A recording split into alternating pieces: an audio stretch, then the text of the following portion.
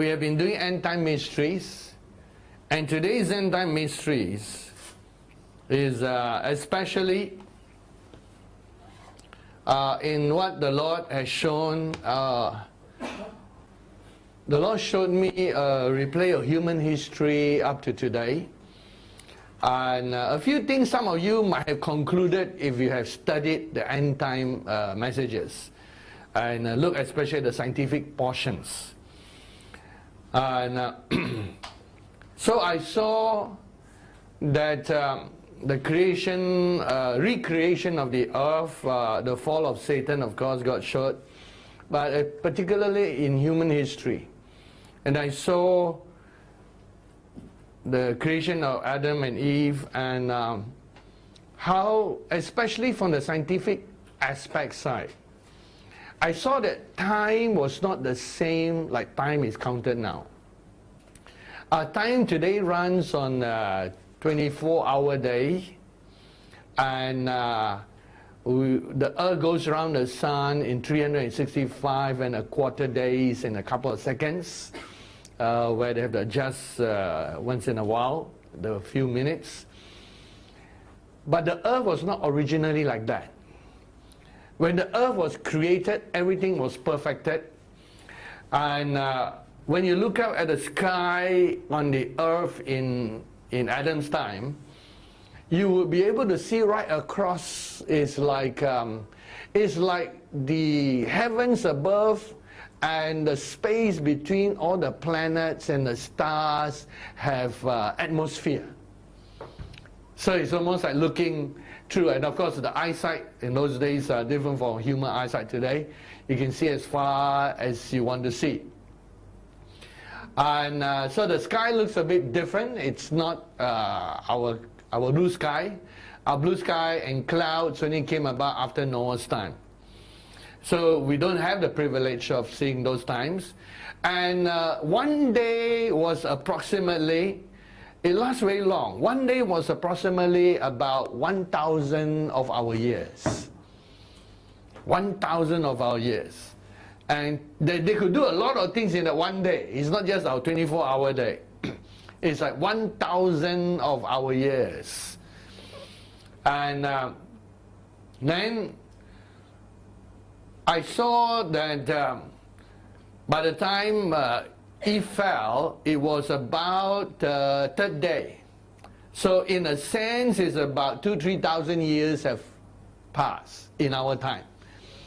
I relate that because afterwards I'm going to talk about human history and the measurement of time. Why we are not measuring just 6,000 years. I want to tell you the scientific explanation behind it, besides talking about carbon-14 theory and the measurement of all the radioactive elements that decay. But because time has flowed differently. See, many Bible scholars, in trying to prove the Bible and to link it up with archaeology and science, they're stuck to the 24-hour day like today. So it's like measuring with today's measurement something that was not the same time span and measurement. So you can imagine, by the time Adam and Eve fell, it was 2,000 over years have passed. Not just 2 days. Each day is about 1,000 years. And so time flowed differently. And I saw especially different periods of time that were flowing. I'm going to share first, then after I'll give you some scriptures along the line so that we are uninterrupted in the sharing. And of course, this section of the universe was like recreated. I've described that before. How all the sun, the stars, and the moon were like snuffed out like candles. And the whole area of the warring zone that we call this, the fallen world, when the fallen angel fell, was in our time like millions and millions and millions of years. But because a year is much longer than our years, like billions of years in our modern time scale. And the earth did exist before Adam.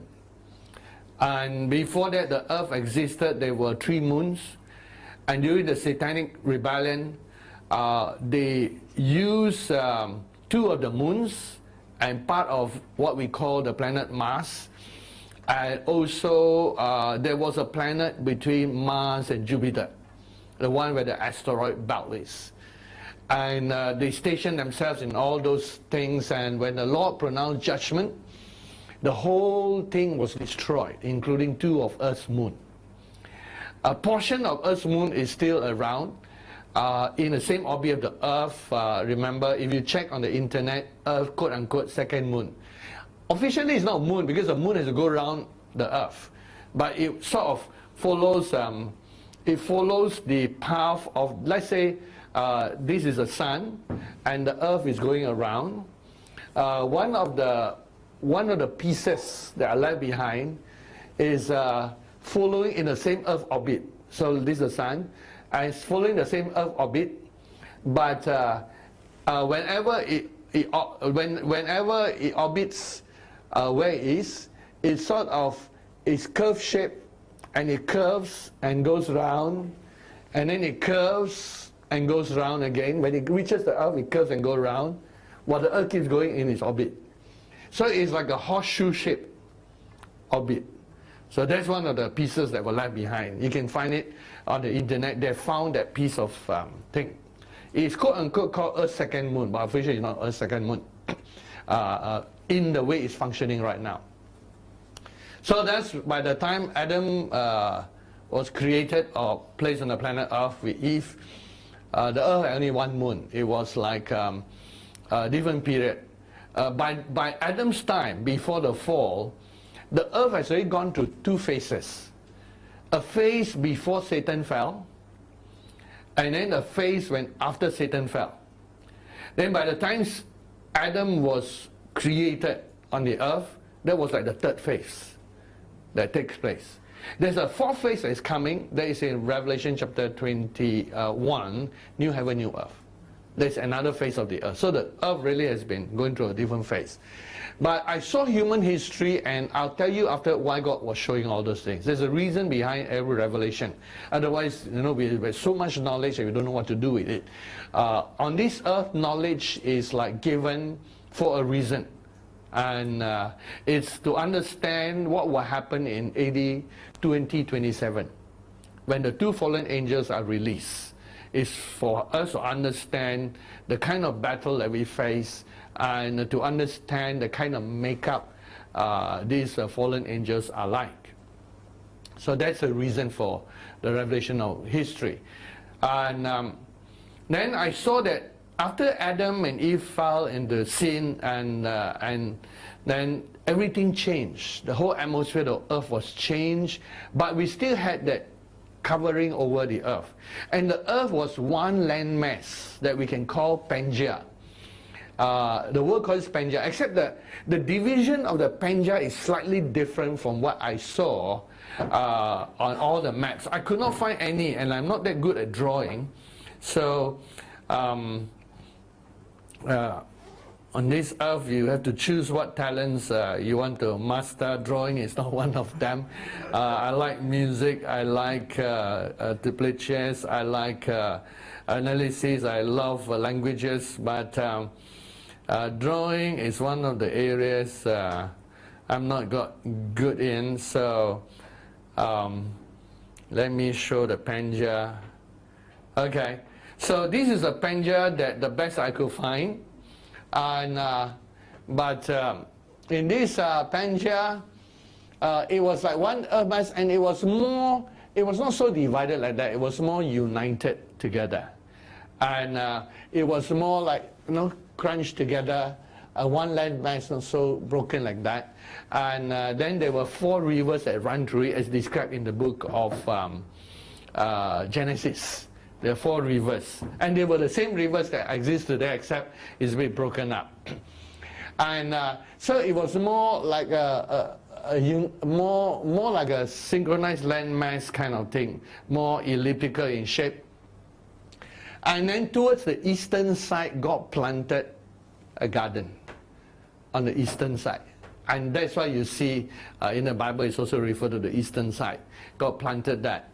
And I saw that after the fall of Adam, um, things were bad, but things became worse after Cain left Adam. After Cain left Adam. Cain killed Abel, as you remember the Bible story. And the book of 1 John calls Cain the wicked one.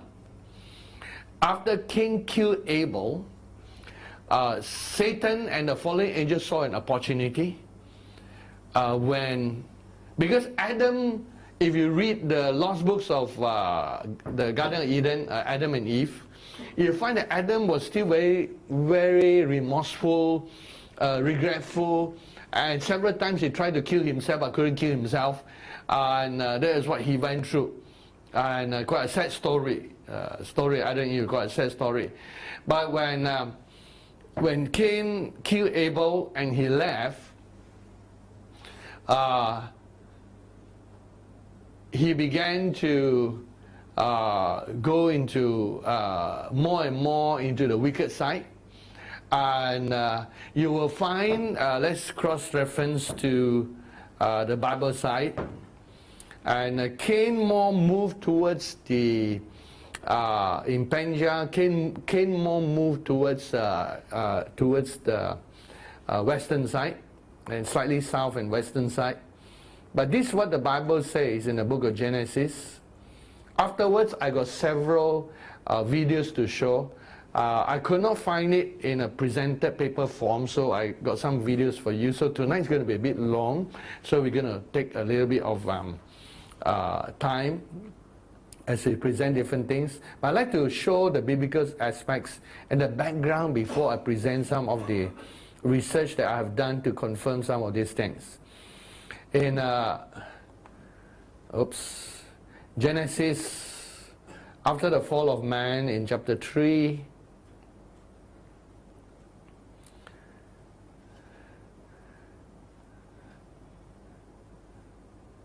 they were shut off from the garden, and I saw what God did.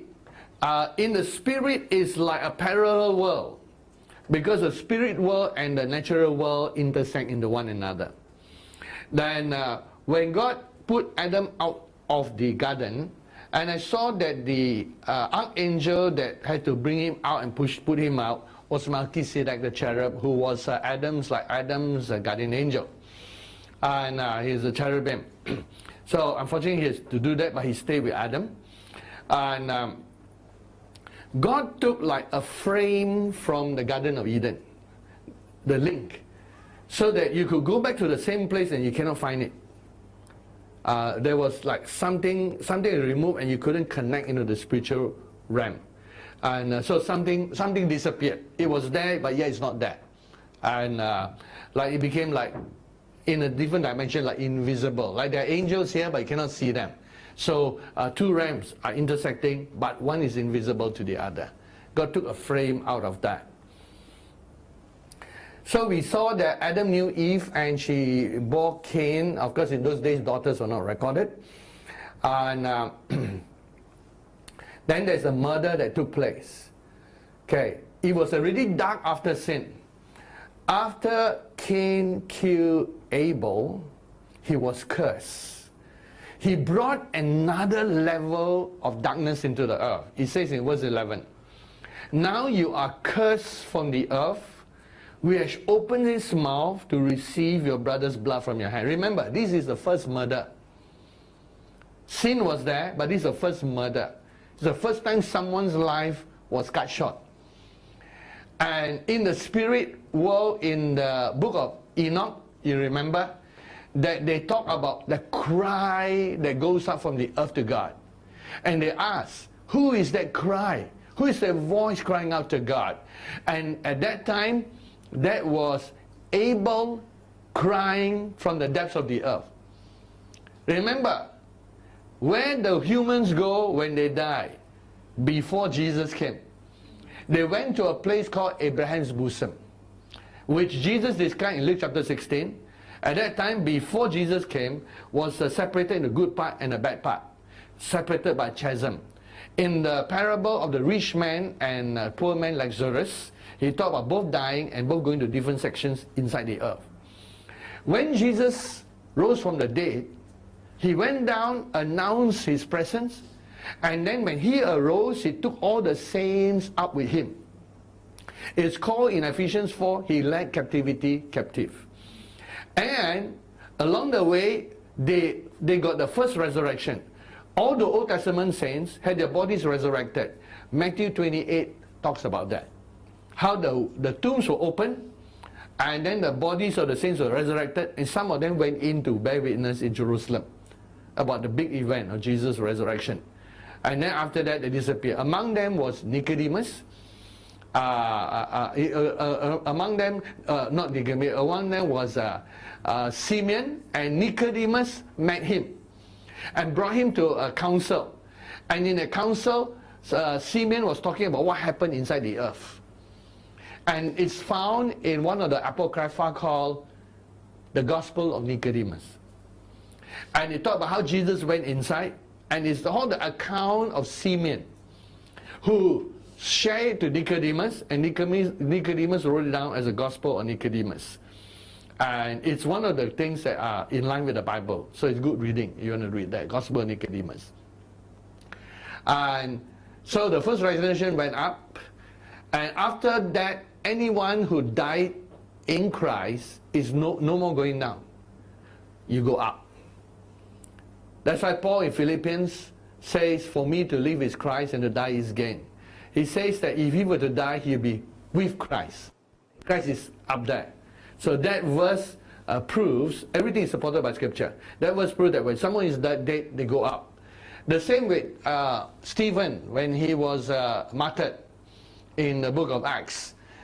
We are told in book of Acts chapter 7 that as he finished sharing, they stoned him, and then he looked up and he saw Jesus. And then he said, Lord, lay not this charge on them, and he gave up his spirit, he died, he was taken up. So these are scriptures that show that after Jesus Christ rose from the dead, anyone who died goes up. After today, anyone in Christ, they go straight up into heaven to wait. They don't have a new body yet, but they wait that. Now, with all this background, when Abel died, he was all alone down there. He was the first one down there. So you can imagine the agony and all the pain he suffered. So his cry is the loudest until the book of Enoch recorded. And the angel said, who's that crying out to God? And he said, that's Cain. But that's the book of Enoch. Today, Cain is, no, that's Abel, sorry, that's Abel, slain by Cain. Abel is now with Jesus. So the cry is no more on the earth. When Jesus rose on the dead, he went up. But remember, here's the first one who died. So because of the innocent blood that was shed, Cain became a fugitive and a vagabond. That means he wandered about on the earth. He never settled in one place long. And now, here is a fact. People ask, where did Cain get his wife? But by that time, the Cain killed Abel. Adam and Eve actually has a lot of other daughters. Daughters were not recorded, unfortunately, in the Bible. So, and then some time had passed by, and it says, I shall be hidden from your face, I shall be a fugitive and vagabond on the earth, and it will happen that anyone who finds me will kill me. Now, can you see, you don't just ask a question, where did Cain get his wife? Why is Cain afraid people will kill him? If there were only 3 people on the earth, Adam, Eve, and Abel, and Cain, and Abel is gone, who do you think will kill him? So it's obvious that he knows the earth is multiplying. There are a lot of other things happening. But what is also happening is the fallen angels through the serpent. Remember the serpent?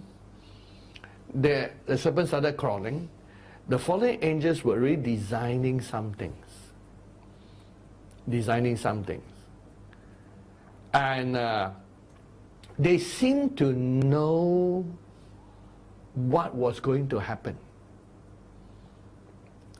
They seemed to know because I saw that they were the ones who were putting all the influence on Cain. And when he was still trying to be pleasing God, but he was still influenced by them. How much was the influence? So much that in 1 John, we are told in 1 John,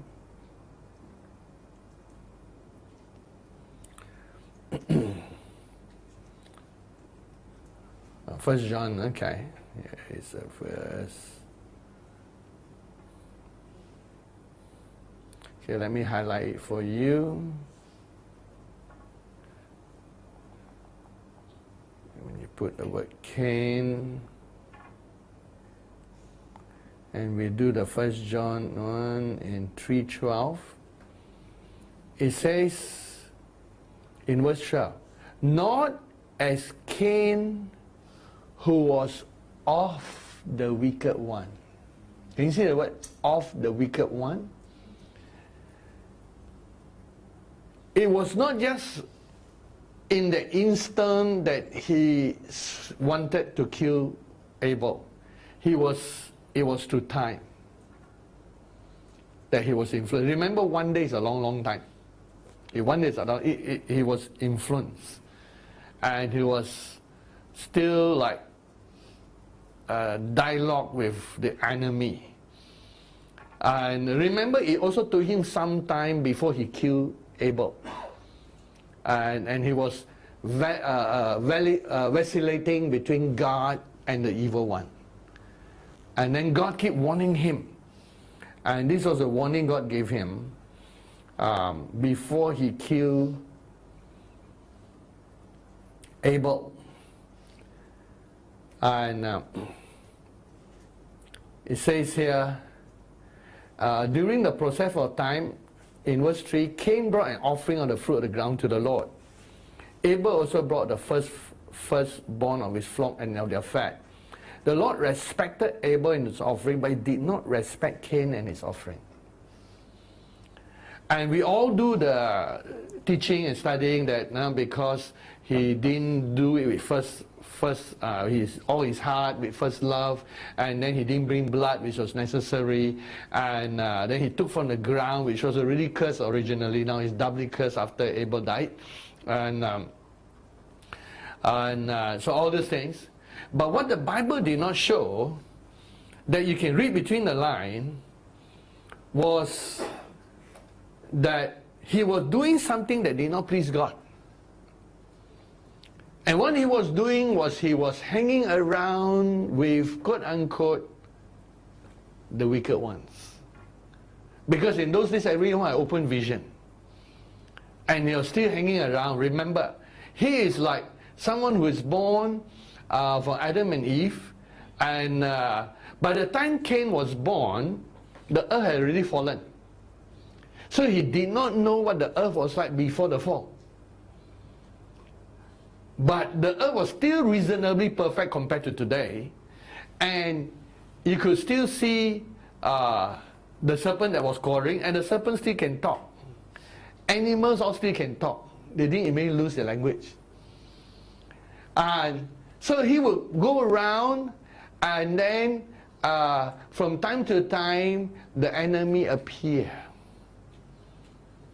And so God was already not pleased with him, because he was not listening to the stories that his father and mother tell him and warn him, told him everything. So by the time that you can see, he was a person, who went and tried to keep doing some things on the ground. And so as he was there, he was more like, he liked the wild kind of thing. Then by the time he was trying to please God, he was actually like an afterthought kind of thing. And it was Abel who started worshipping God and pleasing God. So for him it was an afterthought. I'll do the thing. Like a copycat, but don't mean it with the heart. So already there were many things that were taking place. And by the time he was vacillating between two sides, and then when he saw that God was not pleased, in verse 5, God did not respect Cain and his offering. Cain was very angry. Now look at from God's side. Is God interested in our sacrifice and offering alone, or in our lifestyle? Our lifestyle. So by the time God didn't respect him, his lifestyle was not the lifestyle God wanted. He was with the enemy still. So God didn't respect. And notice the other thing. He was very angry. Remember, we talked about anger as a seed and DNA of the devil. Anger and hatred is the DNA of the devil. So you got to watch out for anger. Make sure that it's not tuned up in your life. And unfortunately, we all have inherited sin nature in our body.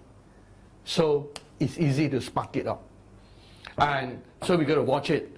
But the DNA of Christ is love and loving kindness, gentleness. So there is a DNA we must nurture. And that's why the sheep and lamb is a good picture of that. So by the time that took place and he was angry and all those things, and then he still comes back vacillating between God and the wicked one in verse 6. The Lord was still trying to reach out to him. Why are you angry? See, trying to get him to examine himself. Like when God says, Adam, where are you? It is for Adam to examine where he is. Say, why are you angry? Remember, God knows why. God knows why, God knows where, God knows when. When he said, Adam, where are you? He knew where he was. God's question is to self-examine. So when he was asking Cain, why are you angry? He really knew that Cain was going to the enemy's side. He wanted him to re-examine why he got all these bad feelings. And why has your countenance fallen? Then God says, if you do well, you will not be accepted. And here is his warning. If you do not do well, sin lies at the door. He's actually at the door. He's very close to the enemy.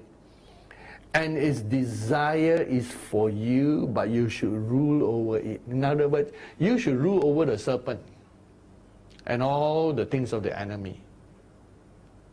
The serpent was still around.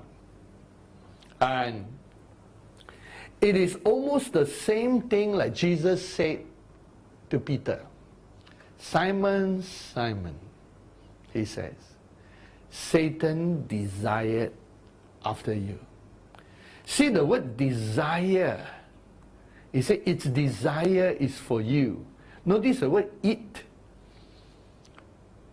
It's as if there was an entity carrying the desire. Can you see that? See, the Bible does hint about what is happening.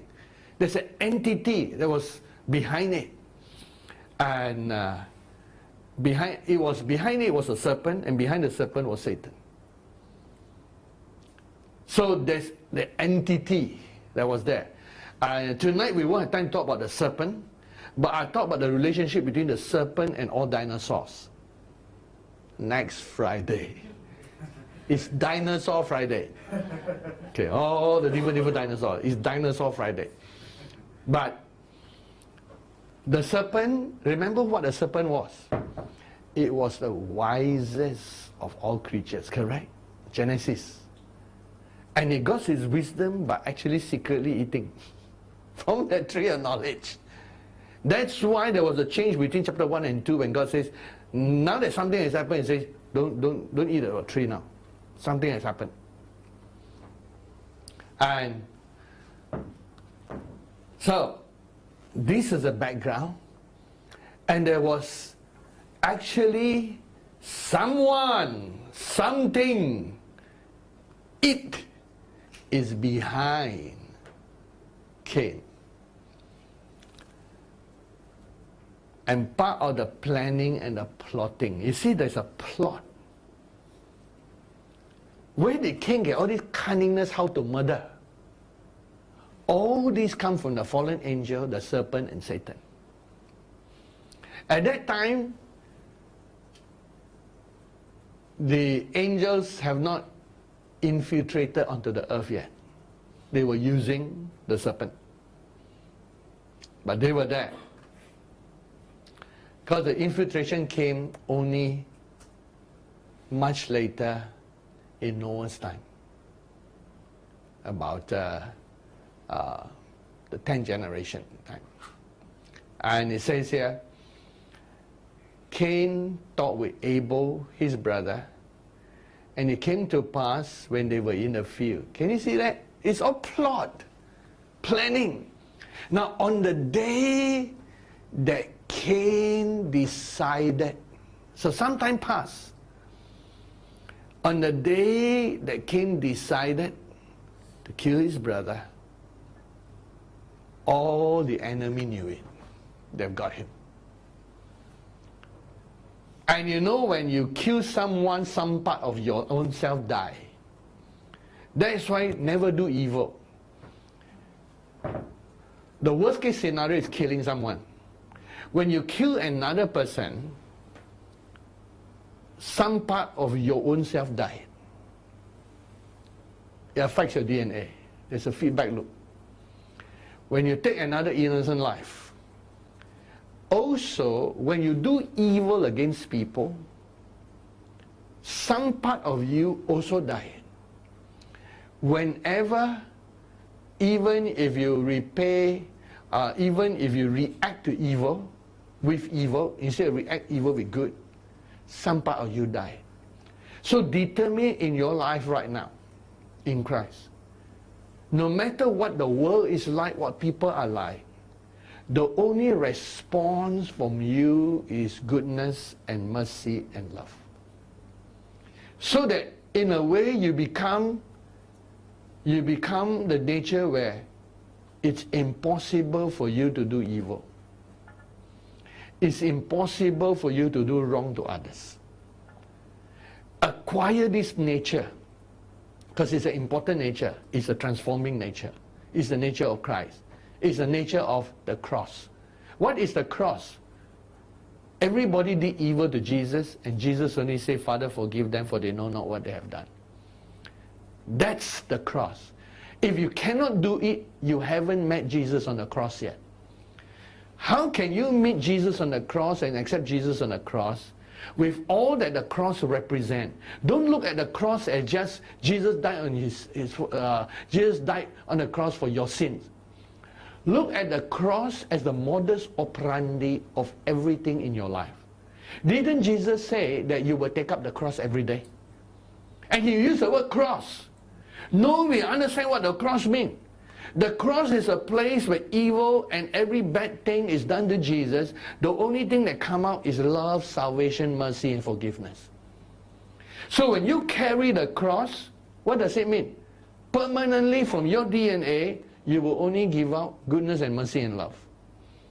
In that way, you will preserve your born-again DNA, and you will enhance the DNA of Christ in you. And each opportunity that you have to do it, do it. Each opportunity that you have to overcome evil with good, do it. When you can forgive, do it. Because every time you do it, the DNA of Christ in you grows stronger. It grows stronger and stronger. Remember what I said. The law is true for everything. Science is science, maths is maths. 2 plus 2 is 4. 2 minus 2 equals 0. And something that works for good will be the same thing that works for bad. The law is the law. So whenever you do a bad thing against someone, some part of your inside dies. Whenever you keep choosing to do the things that Jesus do. Before you're born again, I can agree with you, we don't have the power to do it. Before we are born again, we can say that's not our normal reaction. We react like every normal human. Eye for eye, tooth for tooth. But now that you're born again, to release the Christ nature in you, you must choose to always be impossible to do wrong or evil to others. You can only know how to do good. You become pure innocence. Then the DNA of Christ is strongest in you. So, on the day that Cain killed Abel, something changed. The enemy began to gather strength. And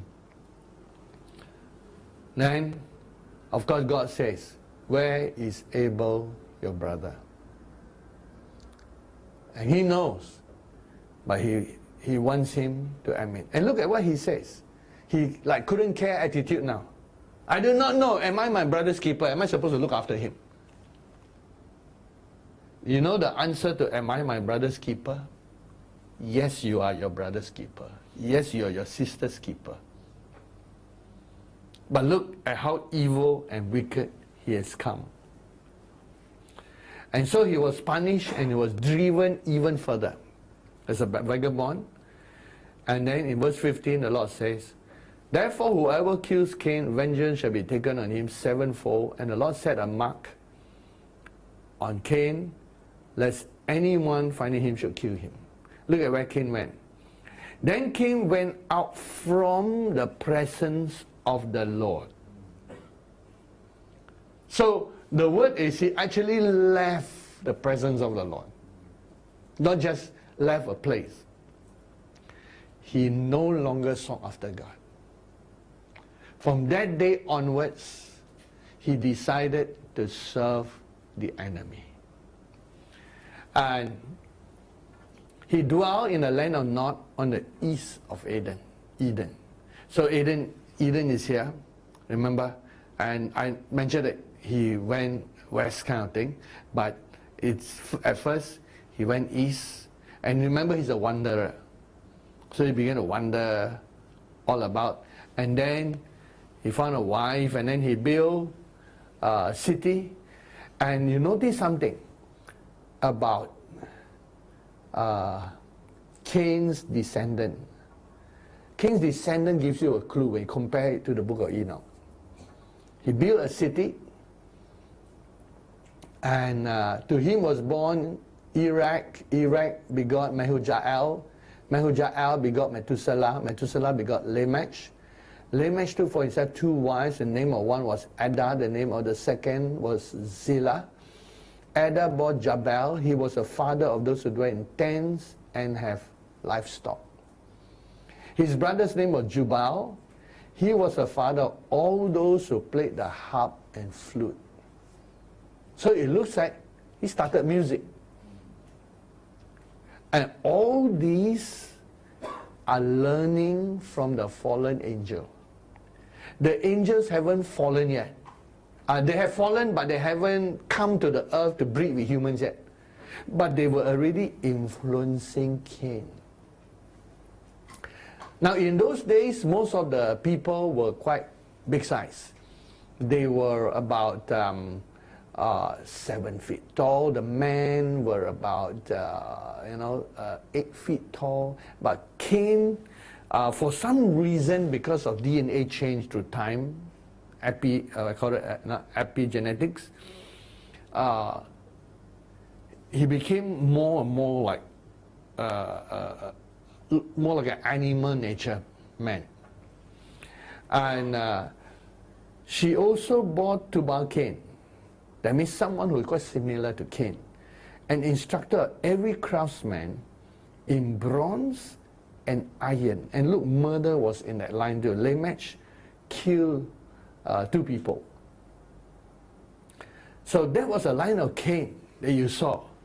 Where did they learn how to make musical instruments and make all these crafts things before Genesis 6 verse 4?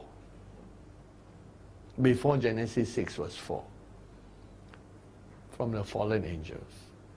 Look at the book of Enoch for a moment again, and this was applied both to 6:4, but I want to show you the skills that they have and what they imparted to humankind. And the book of Enoch, chapter 7,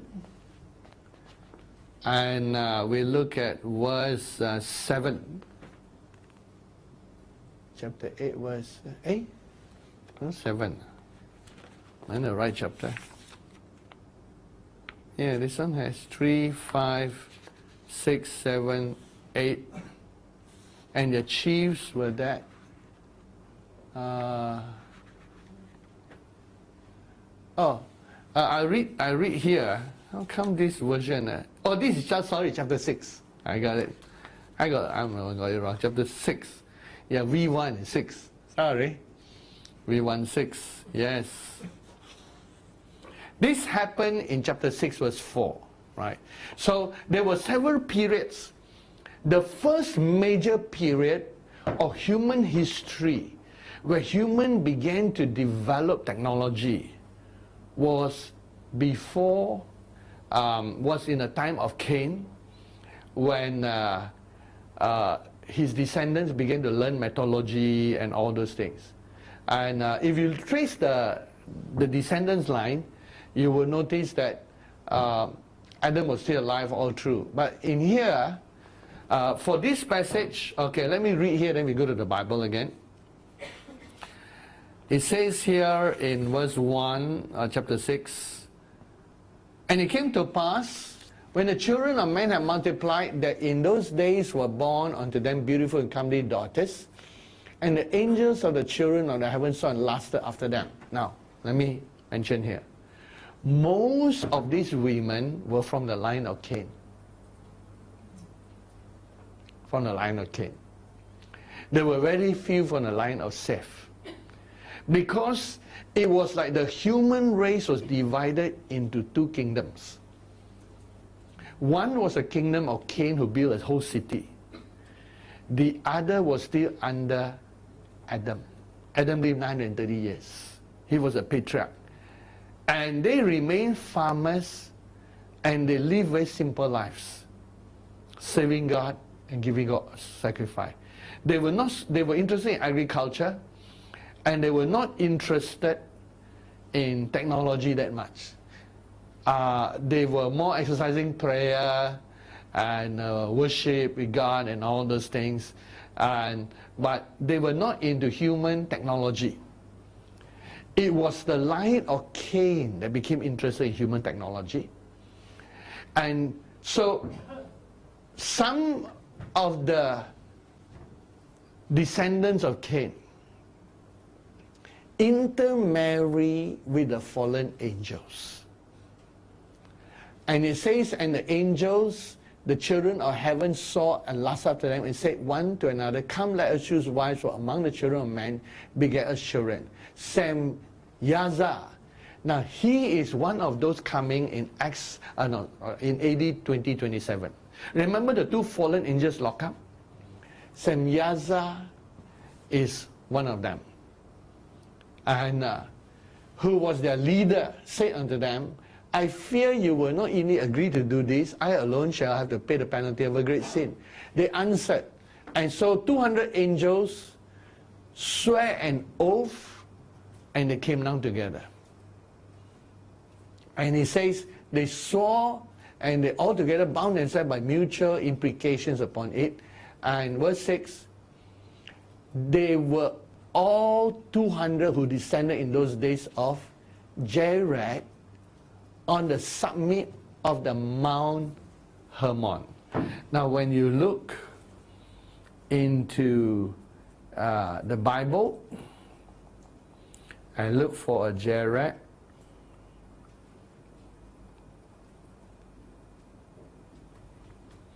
you will find that Jared is before Enoch. So we cross-reference to the Bible. Mahalalel. Now let's see how it goes down the line. The line of Seth is measured based on the line of Seth. Verse 6. Seth lived 105 years, begot Enosh.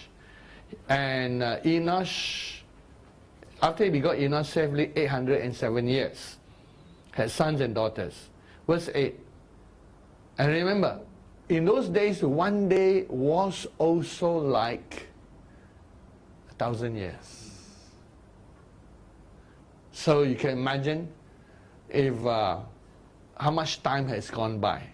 But time was slowly changing, but the earth has not split yet. The Pangea was still together in one piece. And that is why human history sometimes record 100,000 years ago, 200,000 years ago, they discovered these bones. Now you can see the time lapse. We can explain the time lapse now today because of the differentials in time.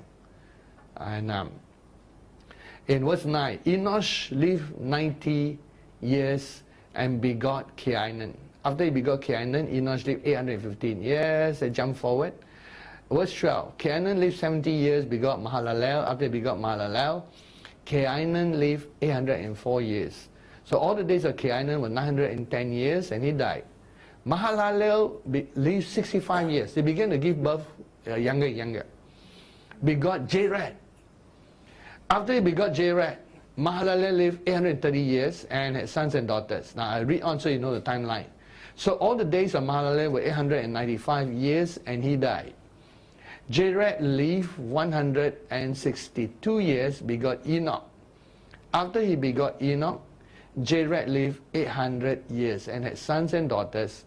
So all the days of Jared were 900 years. So in the days of Jared, so let's see how old Jared was. In the days, Jared lived 960 years and Enoch lived 65 years. Now how old was Jared when he had Enoch? He was 62 years. And so we realize that about 62 years before he was born, Enoch, before Enoch came, the famous Enoch who walked with God and was not, fallen angels already started coming to the earth.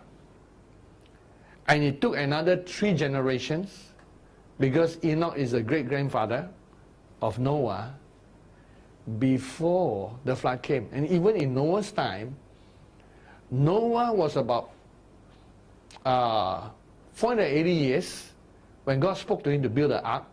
By the time he built the ark, 120 years, he was 600 years. So, which means, how long were the fallen angels before the flood came? You got 600 years of Noah, alright? And then let's go backward to see how long they had the time, because the time was not given in Genesis 6:4. Now we are tracing back. Enoch was 65, then Enoch, he begot Methuselah, and he was 65. So you have 65. How old was Methuselah when he begot Lamech? So you have okay, now wait, how many years Enoch? Jared was 62, so you got 62. Someone keep the addition for me. So 62 in the days of Jared. Then you got 65 years of Enoch, because Enoch was 65 when he begot Methuselah. And let's look at Methuselah. So 62 plus 65. Okay, someone keep the calculation for me. Then in verse 25, Methuselah lived 187 years and begot Lamech. So 62 plus 65 plus 187. Okay, you got 3 figures now. Someone add for me. Then Lamech. Let's look at Lamech. Lamech was 182 years before he had a son called Noah. So there is 182. How many years now? Plus 182? Huh? Huh? 496. Okay, 496 plus 600 years of Noah. 1096. 1096 years the fallen angels were with mankind. Why? So you thought, oh, they just come, oh, just a little while, a few months. Hey, 1,000 years is a long, long time. There are very few human empires that last 1,000 years. 1,096 years before the flood. If from day one when Jared was born, if in his lifetime somewhere he still got about at least 1,000 over years. Because Jared was 62 before he begot a son. So, at least a millennium. You had 1 millennium. 1 millennium of mankind with fallen angels interbreeding before the flood. 1 whole millennium. And in those days, the 1,000 years is also like the millennium of Revelation, where one day is like 1,000 years long. So that's a long, long time.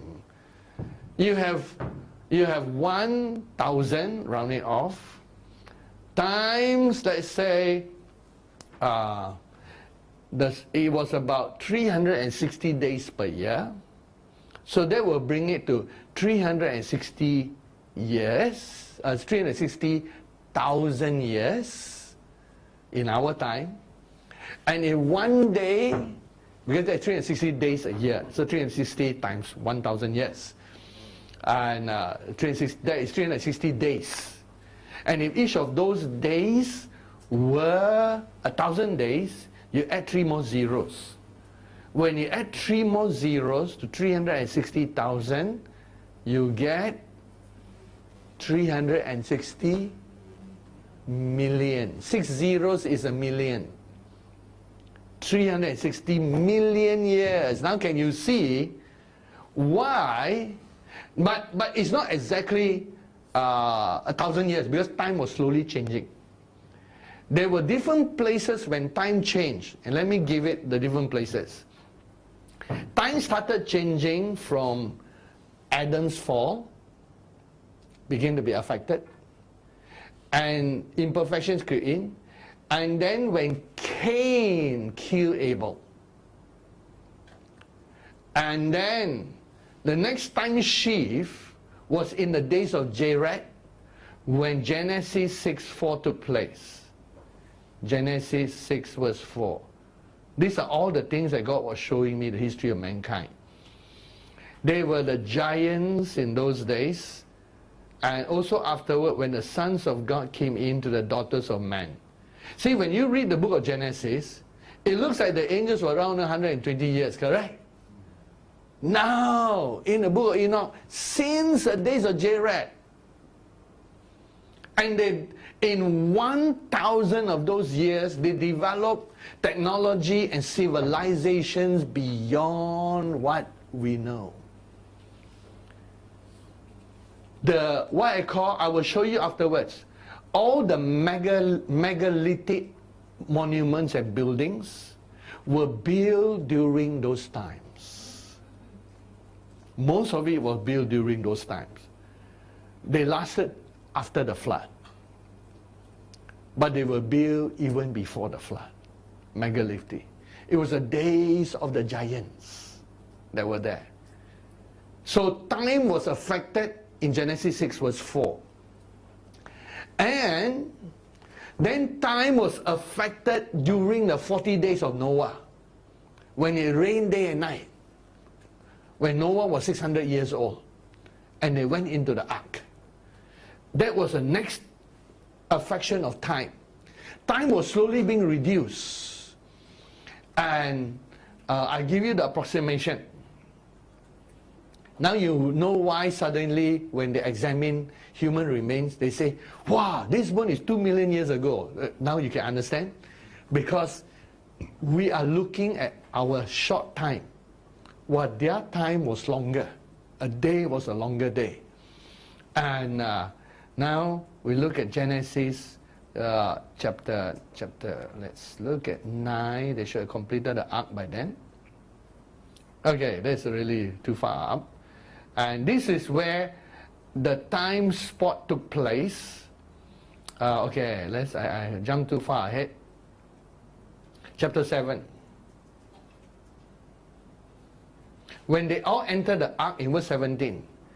Now the flood was on the earth 40 days. You know, in this end time message, we already mentioned, now all these things, if you all had studied the end time message scientifically, you would have calculated. Like, remember, we already mentioned when we talked about the story of Adam and Eve, way back when there was the first 7 thunders prophet, we talked about how one day in that time was like 1,000 years. We mentioned that. But nobody did the calculation to see how time keep changing. How did the one day, like 1,000 years, became one day 24 hours? That's a big gap, correct? So the approximately one day, like 1,000 years, was slowly affected a bit when Adam sinned, when Cain killed Abel, when Genesis 6:4 took place in the days of Jared, when the fallen angels started mingling with man, more problems came, but it was still roughly 1,000 years per day. But in these 40 days, you also remember in the end time message, is it any new revelation must also be consistent to itself. That's why the strange thing about this move is that we have 3 or 4 or 5, now we got many other daughters of God all seeing vision. The visions have always been consistent. It's just like the Bible, written by people living in different ages, but all reveal the same God. There is a consistency of even new revelation and end time message. And we mentioned in Genesis chapter 7 verse 17, when the flood was on the earth for 40 days, remember we drew the timeline and we say that the 40 days is quantum time. During the building of the ark, the 120 years, God shut up Semyaza and Azazel in the prison that we know today near Siberia, where they are locked up. In those days, the earth has not moved yet, the continents, so they still remain roughly the same location. Look back at the book of Enoch as we understand its mysteries. After the angels, 200 of them have fallen, it says in the days of Jared, on Mount Hermon, there's a location on Mount Hermon, and let's see.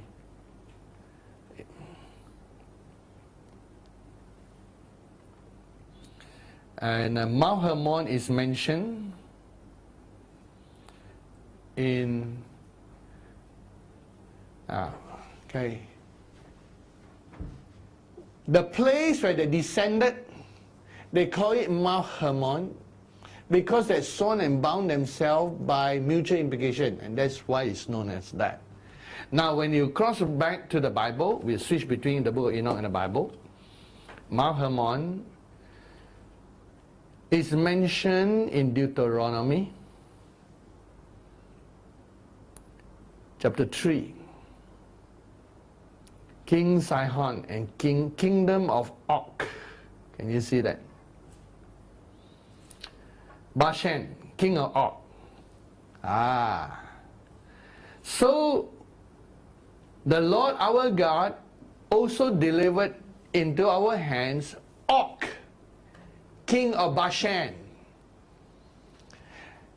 You will remember always what Bashan represents. The cows of Bashan refer to the gigantic cows that were there. Bashan, Og, and Hermon are linked to the fallen angels and the giants. Of course, the geography is a bit different today, since the earth split and became the continents. But when it was one landmass, the rough area. It says in verse 3, of course, in Deuteronomy, the earth has already become the 5 continents. In verse 3, so the Lord our God also delivered into our hands Og, king of Bashan, with all his people, and we attacked him until he had no survivors remaining.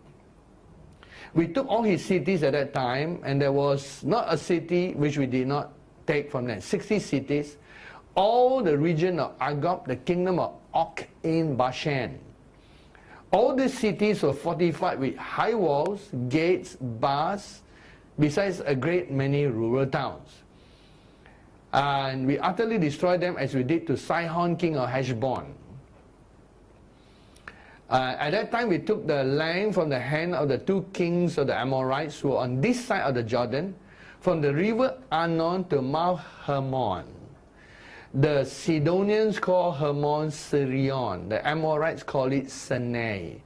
All the cities of the plain, all Gilead, all Bashan, as far as Salcah, Edrei, cities of the kingdom of Og in Bashan. Verse 11, look. For only Og, king of Bashan, remain of the remnant of the giants. Indeed, his bedstead was an iron bedstead. Is it not in Rabbah of the people or Ammon? 9 cubits is its length, 4 cubits is width, according to the standard cubit. 1 cubit is about 3 feet. 9 times 3 makes 36 feet. 9 times 3, 27, sorry, my maths. 27. That's the reasonably tall guy. But he's considered short among the giants. There's one big man there. And see the Bible say, remnant of the giants. The land of Canaan was filled with giants. Among them were the Anakim, which the book of Numbers, chapter 13, we read that last week. Verse 33, and here it refers to the Anakim. So remember, King Og always was on the east side of the Jordan. The Anakim is on the western side of the Jordan. Remember, it's this way. So they came down this way, down south, and then they conquered here, Bashan here. Bashan would be the area, Bashan with area of Iraq, Iran, Jordan. That's where we are on the right side. They conquered here. Then they crossed over here to the Canaanites where the Anakim is. So on the eastern side of the Jordan, the western side of Jordan, there was also the Anakim. It was with the Nephilim, as referred in the Bible. The word giants is the word Nephilim. You hear the name over again. Then we saw the giants, the descendants of Anak, came from the giants. There you go again. We were like grasshoppers before them. Now you know why God wanted to kill all of them. There was all the mixed seed that was going. Now these references are in the time of Moses. How did they came after? You look at the book of Genesis 6 verse 4. Genesis 6 verse 4. It says they were giants on the earth in those days, and also afterward, after the flood. Now what I saw was this. The fallen angels, during the time, remember I read the genealogy of Cain? During the same genealogy, when they were having like he also got a Lamech on his side. There are two Lamech. Remember, sometimes the names are similar. And there's an Enosh on that side. And so on that side, they learn all their instruments and technology from these fallen angels too. Because the angels were really infiltrating into mankind in the days of Jared. And they had 1 millennium, as you saw in the calculation. 1 millennium. 1,000 and a longer 1,000 years than our year. 1,000 years, which is in our time, you know, it's almost like 360 million years to build the technology. And what happened is in the 40 days of Noah, somewhere where Noah was building, the moment Noah was building the ark, Semyaza and Asil were arrested. Now let's look back at the book of Enoch. Book of Enoch. Yes. So then we go down to here, the names. And these are the names of the leaders. Sometimes the name keeps spelling differently. It's still Semyaza, their leader. Akibar, Rama'al, all these are the names. And Asahel. This is the other fallen angel that is bound at near where Siberia is. And so then they talk about the chiefs and their tents. Go to chapter, let's say, okay, chapter 7, verse 1. And all the others together with them took unto themselves wives, and each chose for himself one, and they began to go in unto them to defile themselves with them, and they taught them charms and enchantments and the cutting of roots. Cutting of roots is actually, they got no word for it, it's manipulation of DNA. They were manipulating DNA of animals also, not just human beings. And then I made them acquainted with plants and so, and everything, and then charms, enchantments. They became pregnant, they bore great giants whose height was 3,000 elah, what that was, who consumed all the acquisitions of man. When man could no longer sustain them, the giants turned against them, devoured mankind, they started eating mankind. They began to sin against birds, beasts, reptiles, fish, to devour one another's flesh, drink the blood. Then the earth laid accusation against the lawless one. So, for nearly a millennium, a longer millennium than ours, the earth was a horrible place. No wonder the Lord says, look at the evil. And they're going to be worse. The imaginations. They're going to do worse things. This is the sky. Azazel. He is going to be released in 2027. And Azazel taught man to make swords, knives, shields, breastplates, and made known to them the metals of the earth, metallurgy. So he taught them technology way beyond. Now, we're going to look at some of those things, but before that, I'm going to talk about the time span. During the 40 days of Noah, time started shifting. Remember, the things came down. Water above the earth, water beneath the earth, and the earth was tilted, and its revolution changed. So, time started becoming more like our time. It's quite a sudden change. The days became shorter. There was summer, winter. 4 big things happened in the time of Noah. After the time of Noah, the tilt of the earth that caused the 4 seasons, and the revolution of the earth around the sun was slightly altered. From 360 it became 365 days. Okay. Then also of course, day and night was based on the revolution of the earth on its own axis. So that changed, because now the earth revolved faster. When the earth revolution was affected, so much energy, and for the earth to have one day equal to 1,000 days, it must move very slowly, correct? And it can do that because the sun was not so harsh.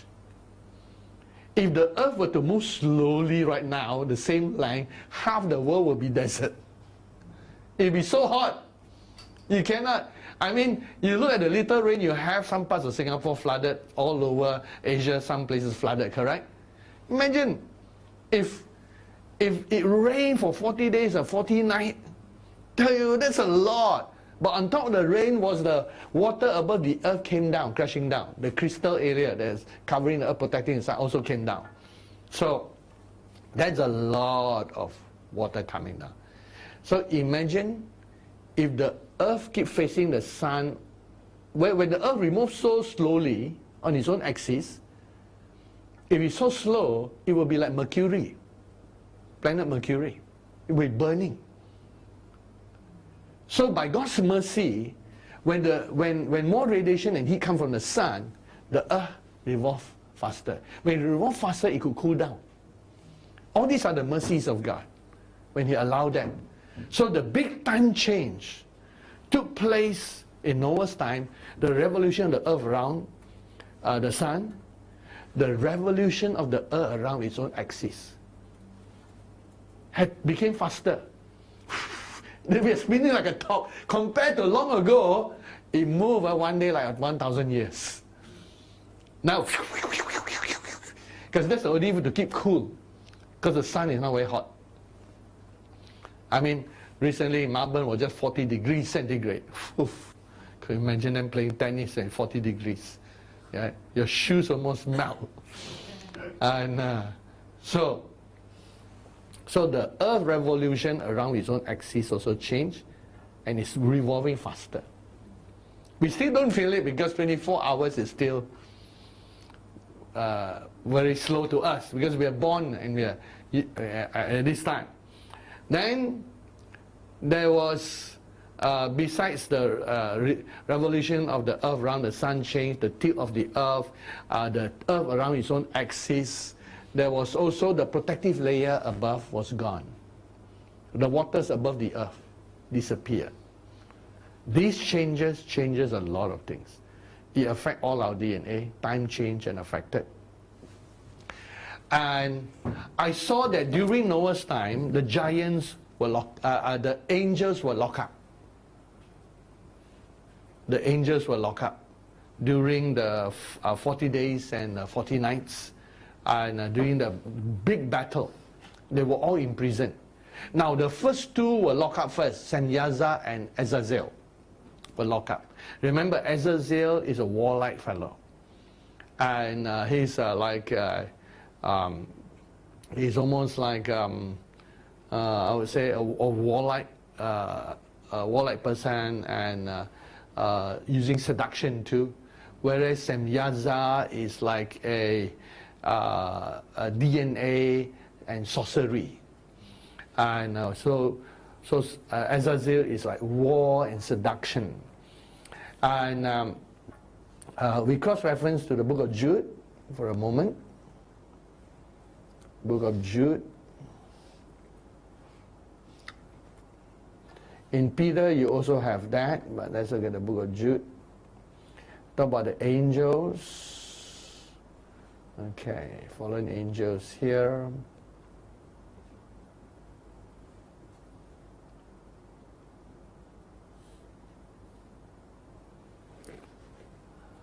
Hey, how did I get back to there? Okay. This touch sensitivity, Jude, chapter 1. Yes, there we got it. Jude. Okay. Verse 6. And the angels who did not keep their proper domain, but left their own abode, He has reserved in everlasting change under darkness for the judgment of the great day. So we ask this question, if the 200 angels all have been locked up, and Azazel and Semyaza have been locked up earlier, even while Noah was building the ark, how did the giants get through the ark, to the flood, to be around in the time of the Canaanites? During the 40-day period of the flood, there was a tremendous battle, and the 40 days was like a time-space war.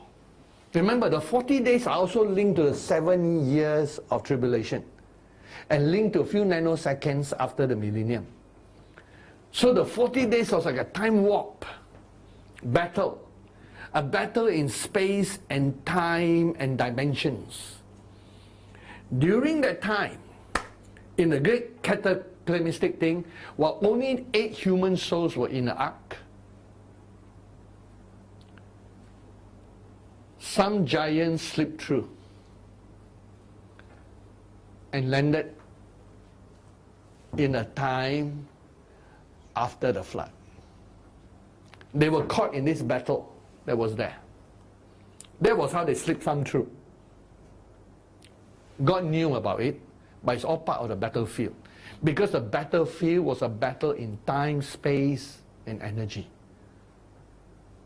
Because the giants never got into the ark, correct? So 8 souls, unless you're saying, the 8 souls came from, the giants came from the line of Shem, Ham, and Japheth. No, they did not.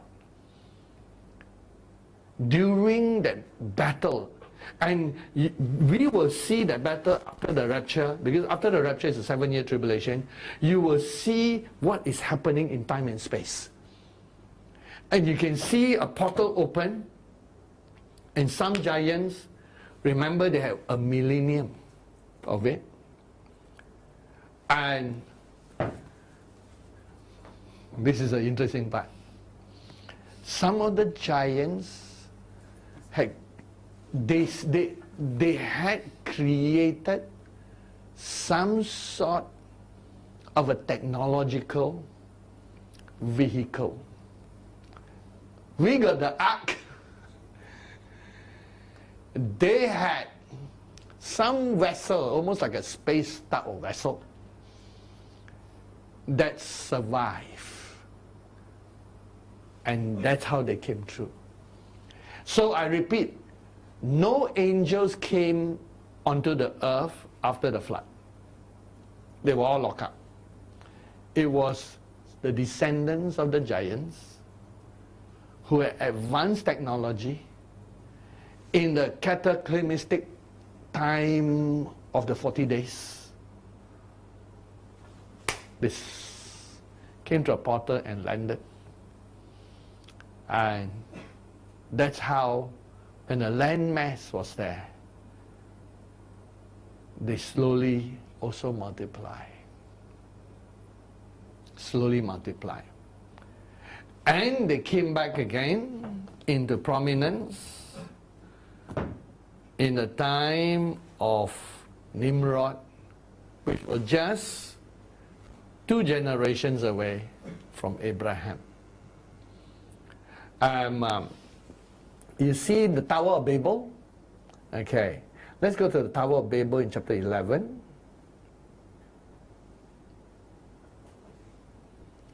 In verse 1, the whole earth had one language and one speech. Now, part of that was also to the descendants of the giants. Part of that also descendants of giants. And by that time,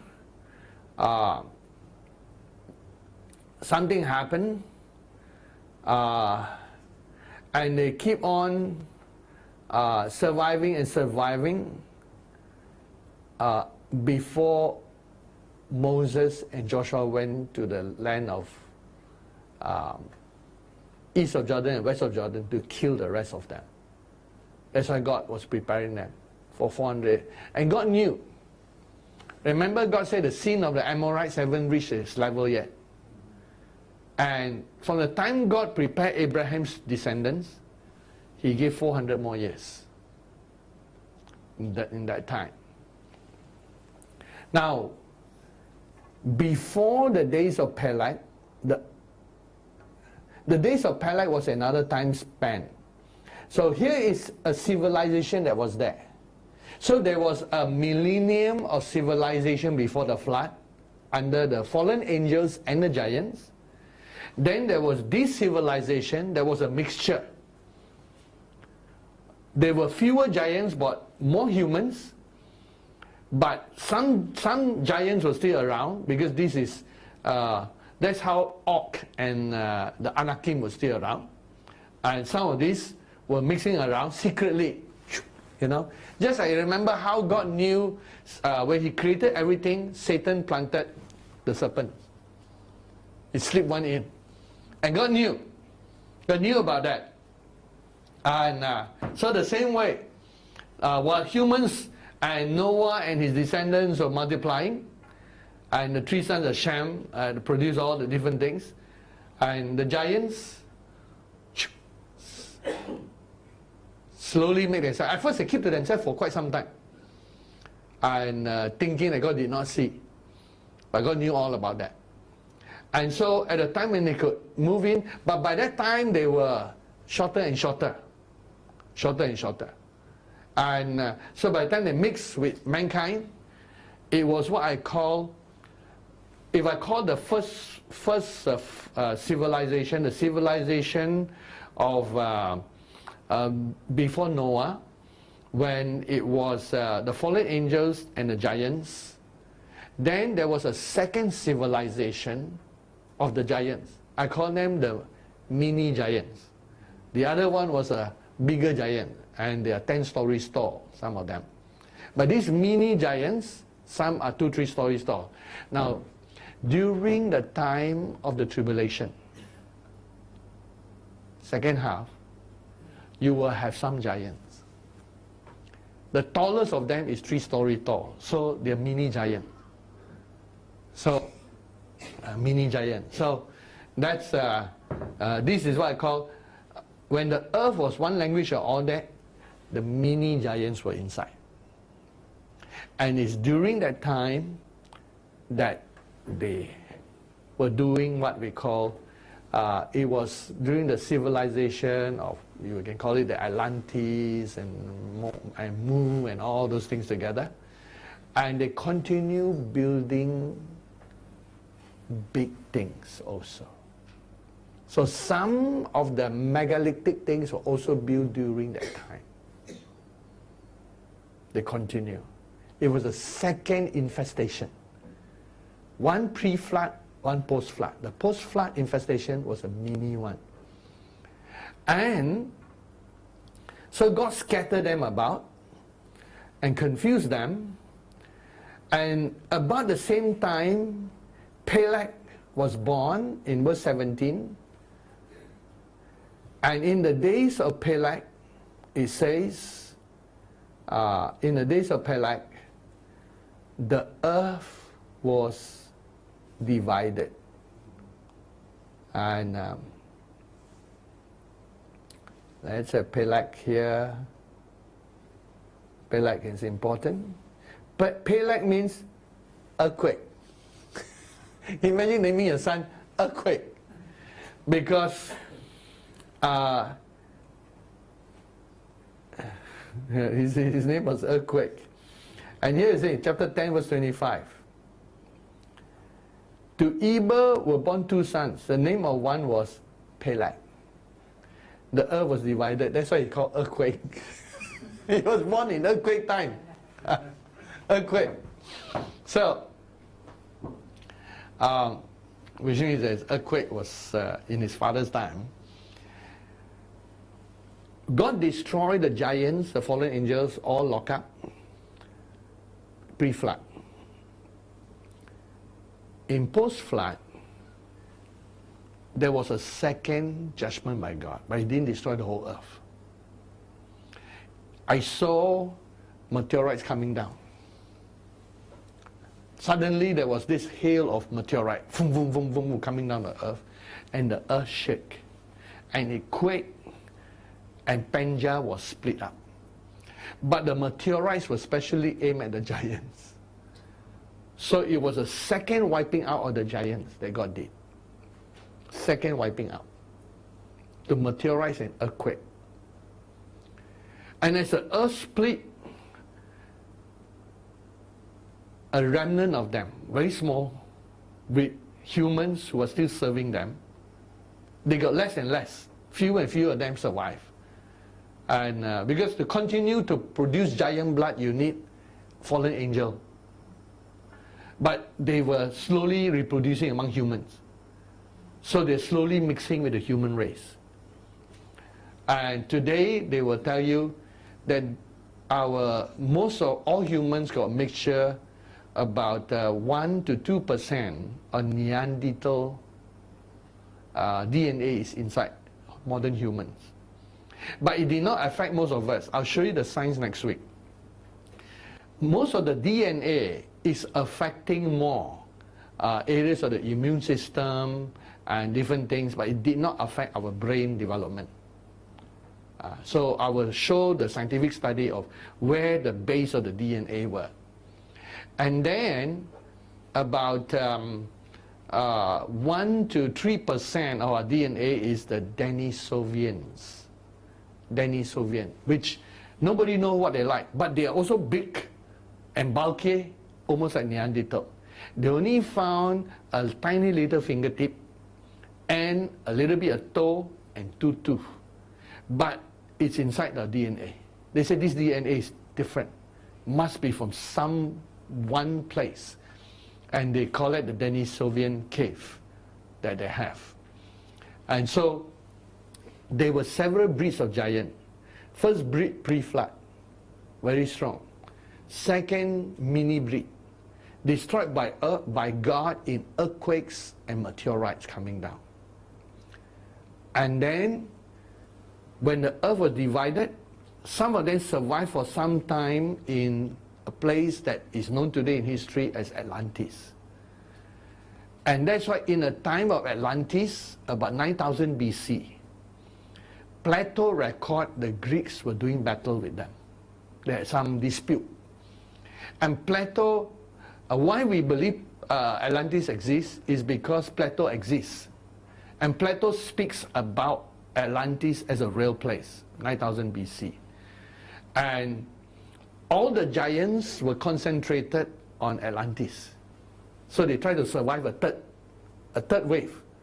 Less than them, but more humans serving them. So not all the Atlantis are giants, but they became more and more human-sized because the DNA was being absorbed by Homo sapiens.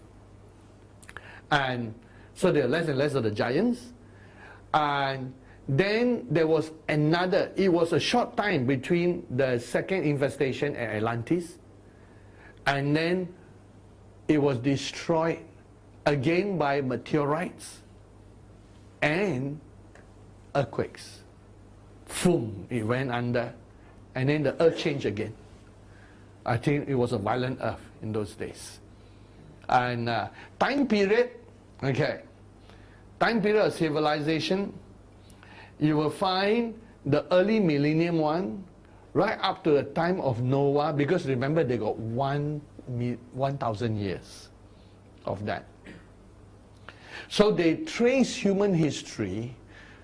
In our time, the remnants that still can be found, some of them, the artifacts and all that can be millions of years old, but very hard. And some giants are traced to the time of the dinosaurs, which are, if you saw in my chart, the millions of years of Pangea. Let's show you, where is that? Okay, here it is. Okay, can you see the little figure here? 225 million years ago. Now, based on our tracing, when was a big human civilization?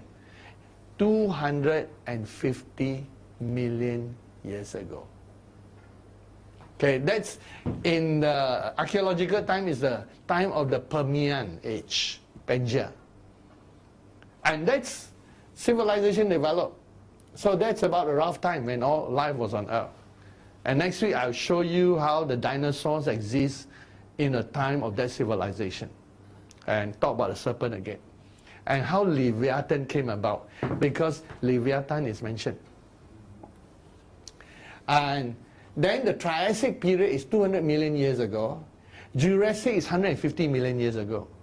So they were growing these animals.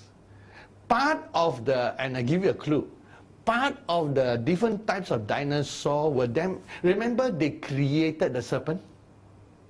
Plug it, put it in an ark. Some of the dinosaurs were created of the angelic experiments. Because they were giants, the dinosaurs are also small to them. And so you got this big period, or Jurassic period, and all the dinosaurs were wild. And today they have a theory that when the meteorite hit, remember, and destroyed and changed the whole weather pattern, and the Earth went into winter, dinosaurs died. Support with what I saw, except now we know how the time was counted. That's the difference. We know how the time was counted. During the days of Peleg, time was affected again. Every time was affected when the meteorites hit the Earth. And time is going to be affected again in the year 2029. The sun will be different and become more fierce, and time will be affected. It's almost like the days will be shortened. And it's already shortened still. Then there's a Cretaceous period 65 million years ago, before our modern era. Now, by the time they move from the second mini infestation, which was Genesis 11 verse 1, the world was one language, and that was by the time human civilization with them was about the time of between that time and Atlantis. Human civilization was about 200,000, about 200,000 to 300,000 years ago. 200,000 to 300,000 years ago, kind of thing. So you'll find that the Sumerian time, you know, the oldest civilization we discovered are the Sumerians. We got lots and lots of data about them because their language is can be translated because of the tablet, Hammurabi's tablet. And in the Sumerian tablet, it talked about people coming from outer space, manipulating our DNA to create a race of people to serve them as slaves. That was what they were trying to do. They were creating slaves and to mine gold. The period of time was about 200 to 300,000 BC, which would put them in the period, in our biblical time, of the second infestation to Atlantis, in between that period of the chaotic earth. Atlantis was the last part of the giants that God initiated the destruction, and it was now closer and closer to our human modern civilization because the Greeks recorded it. Our earliest record came from the Sumerians. The Sumerians passed it down to the Assyrians. Assyrians got the record down to the Egyptians and onto the Greeks, and then that's how we got our record today. They copy each other's tablets and got it from history. And then the final fourth destruction of the leftover giants was done by Moses and Joshua, King Og and the Anakim. Specifically, Caleb asked for the task That's why today's modern Calebs will be able to face fallen angels. So that's our story that I tell you what God showed. From the Bible, quoting the Bible, quoting the revelation God showed, and telling you how time has changed up to today, to our modern time. And when I look at it, it's almost like, wow, finally I understand all human history, which today you understand. Now, I'm about to show you some research that I've done about, there are nearly about 100 groups of archaeologists today that believe that humans came from aliens. And they call themselves by different names. And they are preparing for the aliens to come back. To them, the aliens are just astronauts from another galaxy. And most of them point to the galaxy of Orion and Orion's belt, because there is a general area and part of where the warfare zone is. Because Satan came to the earth, but the rebellion took place somewhere. And then most of the old megalithic structures face the Orion. In the Sumerian writings, the Assyrian writings, and in the early Egyptian writings, they have found, and what they discover, here's the thing, as Christians we face. They did discover what we know, except to us are fallen angels, to them are astronauts. And remember, giants breathe air like ours, and they need oxygen like us. That's why they can die in the flood. But they brought with them technology, and the technology that they have in the millennium, in Atlantis time, and in the second infestation, is about 100 years advanced of where we are today in the 21st century. They mastered more technology than we master today. Today, we can record things based on little silicon chips and on magnetic things, and also using electrons and very fine blue lasers. They are able to record more data on crystals. So they are more advanced than us. 100 years. We don't have 100 years, but if we have 100 more years of human technology, we are catching up with them.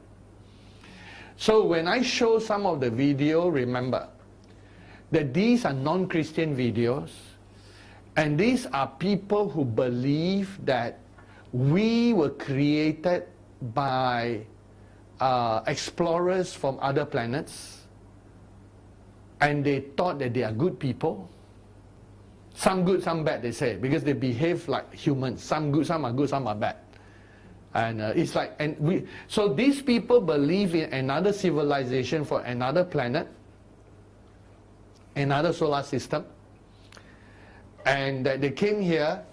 In the Sumerian records another civilization coming and creating it's written in a book by Isaiah Sisses or something. It's called the 12th Planet. And in it is a decoding of the Sumerian tablets to show how the human beings were created from the DNA of aliens who came as astronauts from outer space. And it has been like their Bible. So the enemy is clever in bringing forth a scientific group of people, getting them ready to accept fallen angels as aliens from other planets, and also getting them to accept one day after the rapture and in the tribulation that these are just more advanced aliens than us.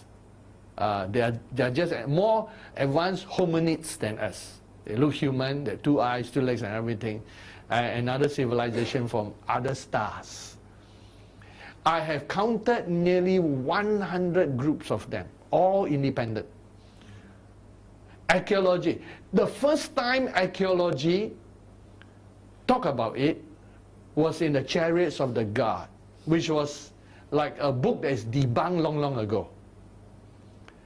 But today, they got more discoveries and more facts and more artifacts that they have discovered. So there's a group of archaeology called, what I call out of place archaeology. And they short it OUPA, UPA. So there's a whole group of them. Because there's the traditional archaeologists, but there's a whole group of them, and they're supported by multi-millionaires who are seeking for scientific advancement, believing that the aliens can help us. That's the direction. With our godlessness, where humans don't believe in the existence of God, they interpret the Bible when Ezekiel saw the 4 living creatures, they interpret that's a spaceship coming.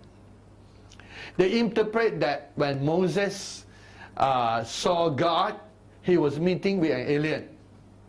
So remember how fallen they are. And so they have support from the New Age movement, because the New Age believe in reincarnation, and some people believe they're reincarnated from the Atlanteans. And they believe in reincarnation, and people like Edgar Cayce, they have a lot of downloads and Atlantis and all that, that Christianity has no explanation at the moment, but tonight we have.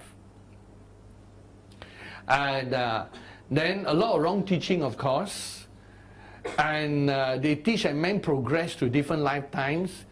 Edgar Cayce, who was formerly a Christian, through all these wrong downloads, he began to believe in reincarnation, and he thought that Jesus was Adam, and reincarnated as Enoch, and reincarnated as Joshua, reincarnated as one of the musicians, and then reincarnated finally as Jesus, and kind of thing, before he became perfected. So these are the wrong doctrines that are out there. So when I show this video, remember, some comments and some things come from these people who don't believe in God, who interpret everything in the Bible as spaceship and space encounter. And so understand, they come from that. I might pause if I want to point to a wrong or error in that. And you got to fish through all those errors. And then some of them, of course, might believe in a lot of wrong things, I believe. But what we want is look at the actual artifacts and facts. For us, facts is facts. If something is there, it's there, correct? If the discovery is there. Now the problem is some of their interpretation is correct. When they interpret certain artifacts as spaceship, astronauts, advanced technology, all these are correct. But when they began to apply and say these are civilizations coming without realizing that fallen angels came and taught humans all this technology and methodology, then that's the part where they fall off. The problem with Christianity is for so long we have no answer to these people. We have always believed in a 6,000-year-old earth. But tonight you realize that the earth, based on how time has changed, could have been from 250 million years ago. And so we can very well look at the Bible as truth in that way. Plus, on top of that, when we show those things, sometimes you got this advertisement that come in, because this is YouTube. And so when you reach the advertising, unfortunately, we couldn't stop the advertising. If we pass through that, you go through it and then quickly through the next. So these are 4 videos that I want to show you. And we will go through that. And I will pause it and work together with Colleen on that. Let's look at the first one here. Ancient artifacts that could be the greatest archaeological mysteries ever discovered. And so, okay, I got to remember when I look at a man who he's like. We have the audio also? The next few slides will be beings They're not only up in the clouds, but they're also these statues of these very bizarre, what to me look like beings in some type of hazmat or a spacesuit. Spacesuit kind of thing. Look at okay. This time the chariots of the gods all over again. But it's the Edmond discovery. Continue? Yeah. You know, the goggles and you know, the collars that are hermetically sealed and things like this. And here you can see how there's definitely a glass window for an eye, and there is a person behind it. It's a complete suit. You've got fire or breath that's coming out of here, and then there's this tube that goes to a tank back here. And people say, well, you know, this is just a mask. Well, my question is, where did the idea for a mask even come from? See, that's the first question that we should ask. Where did the idea for the mask come from? And yes, I know that... Can we click to the next picture? Yeah. Things like this. Just click a bit at a time to the next picture. I just want to show the pictures. Okay. Click forward. These are more pictures. A little bit at a time. Yes. Okay. So they're trying to show that all over the world, they discover these figurines that are worshipped as false gods, look more like they're wearing astronaut kind of things. Right. Okay. Clicking on. A little bit some more. This one looks interesting. Okay. So now the technology long ago of the millennium of the rule of the giants, some of the giants also have to go to outer space. And you thought about how Enoch, in one of the, not this Enoch, but there are a few other books Enoch which I did not quite recommend because the stories are weird, about how Enoch was meeting with the giant, remember? And then he was telling the giant, don't fly too near to the sun. Giants can fly? No, the giants cannot. So they were moving from place to place, and space travel was around. The technology. Humans have lived in 100 years from the Wright brothers in the beginning of the 20th century, and within 60, 70 years, they land the first man on the moon. So we know in 100 years, humans can go from flying to jet engines, rocket engine. Once you discover something, it's just a continuous curve. Okay, we jump a little bit by bit, the photograph, so I can recognize by the photograph.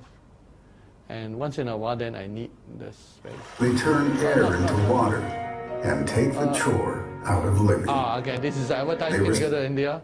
Okay. What pulled to the earth, and there's in harmony to answer the questions. I do have a theory though, but... Is this the same video just now? Don't jump video, we keep to the same one. Everybody has a theory, everybody has an opinion. Because the voice is different. You jump, no, you jump video. Go back to the original video that I was talking about. We go one video at a time. Yeah, one video at a time. There were 4 videos. Yeah, because that's a different voice. Okay.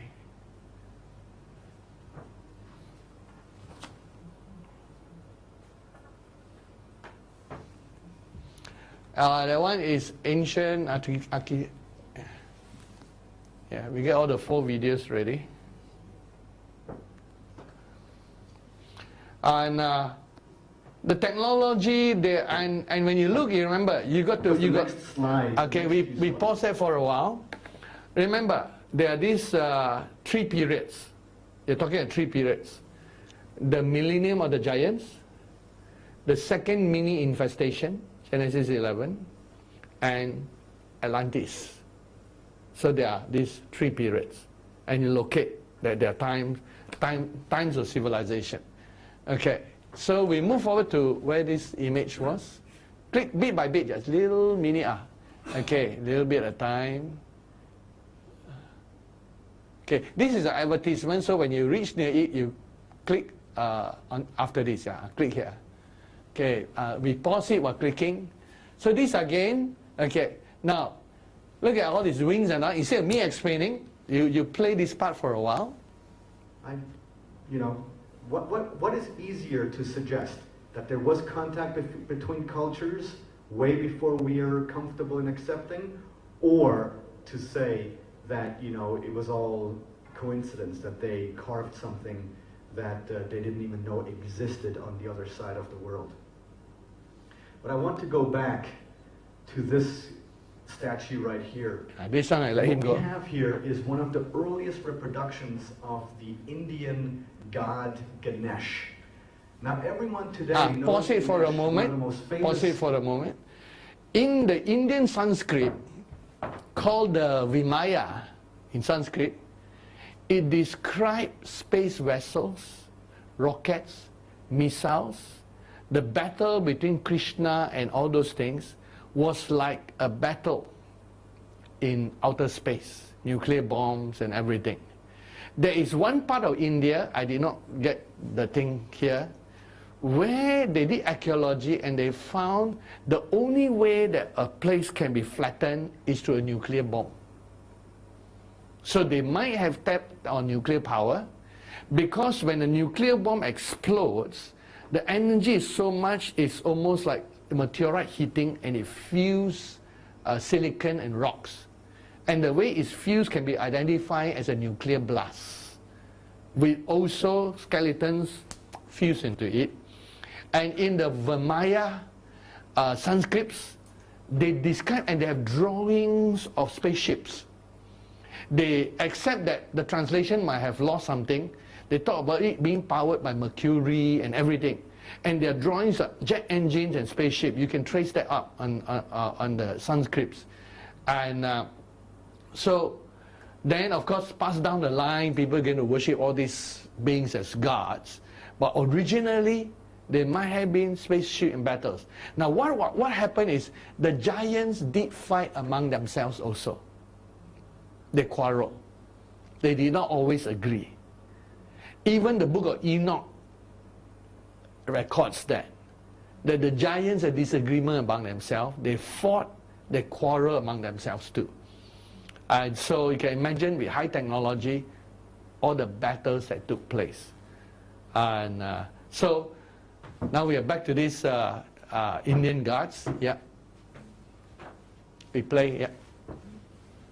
Indian gods out there with, you know, the big fat belly and the elephant head and the big ears, and of course the elephant trunk that comes down, and you know, he's the god of finance or prosperity.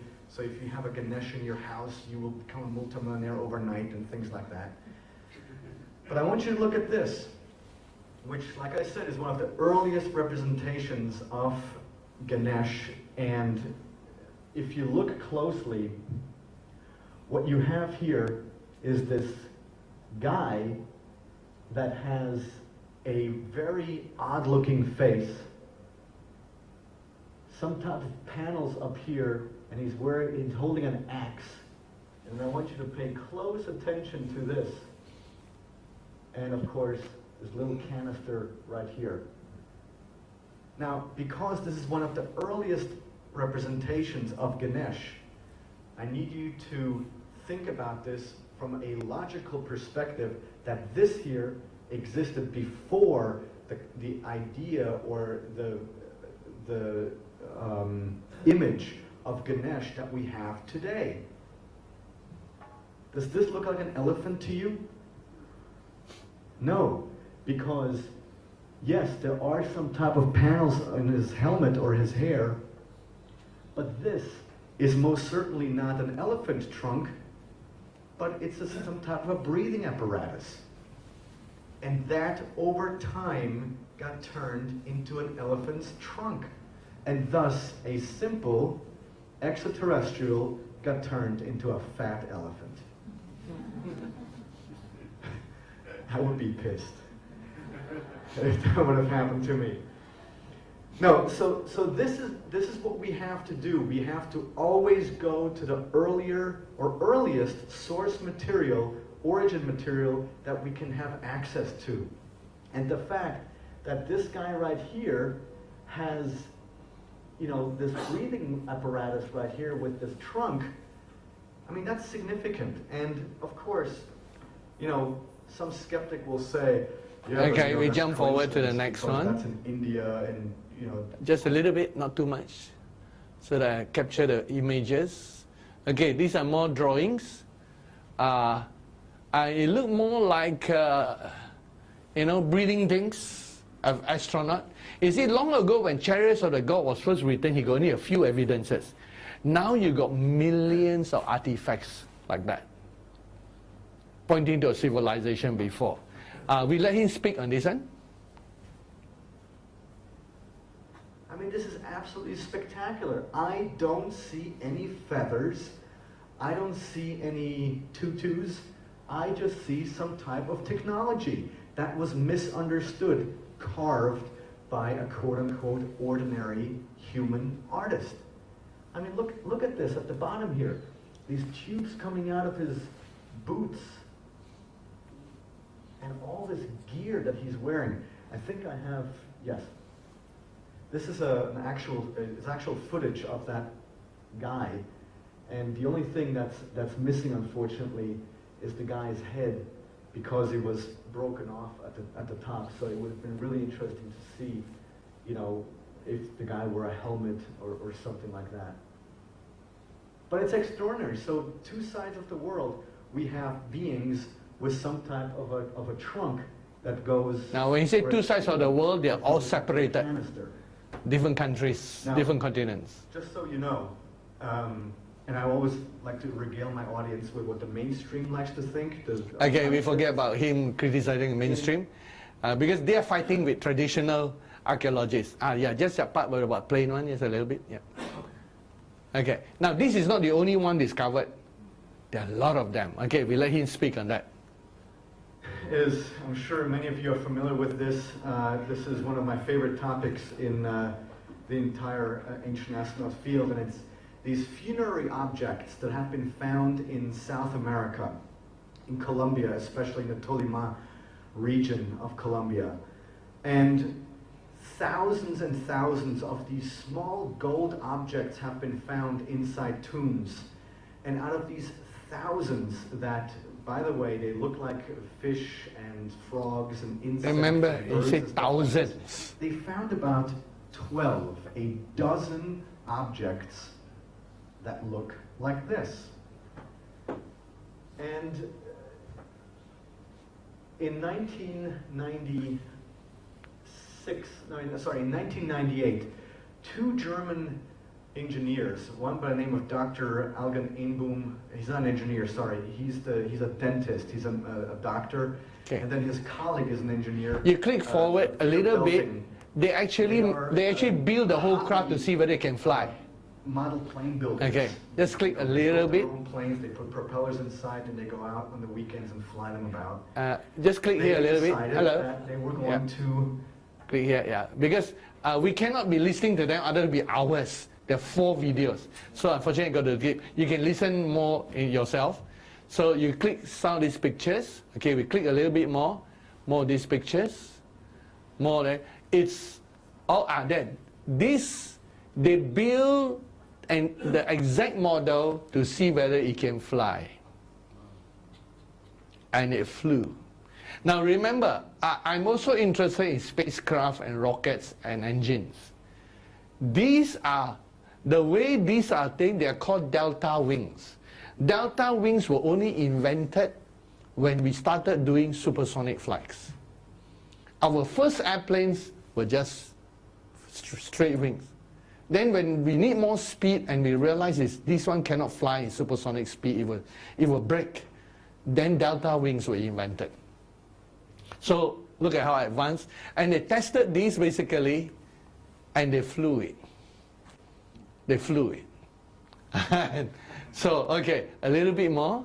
Just click a little bit in front. Okay, I can let you speak on this. Otherwise you'll keel over. And there we have there's a world famous site called Tiwanaku, and Tiwanaku every day is visited by at least 100 tourists. And it's gorgeous, it's wonderful. It has these magnificent gates that are, made out of solid pieces of granite and things like that, but they have dozens and dozens of carvings up on them and glyphs that have been translated. Well, not really, but people are working on it. But only 150, 200 yards away, we have another field of ruins. That's this right here, which is Pumapunku.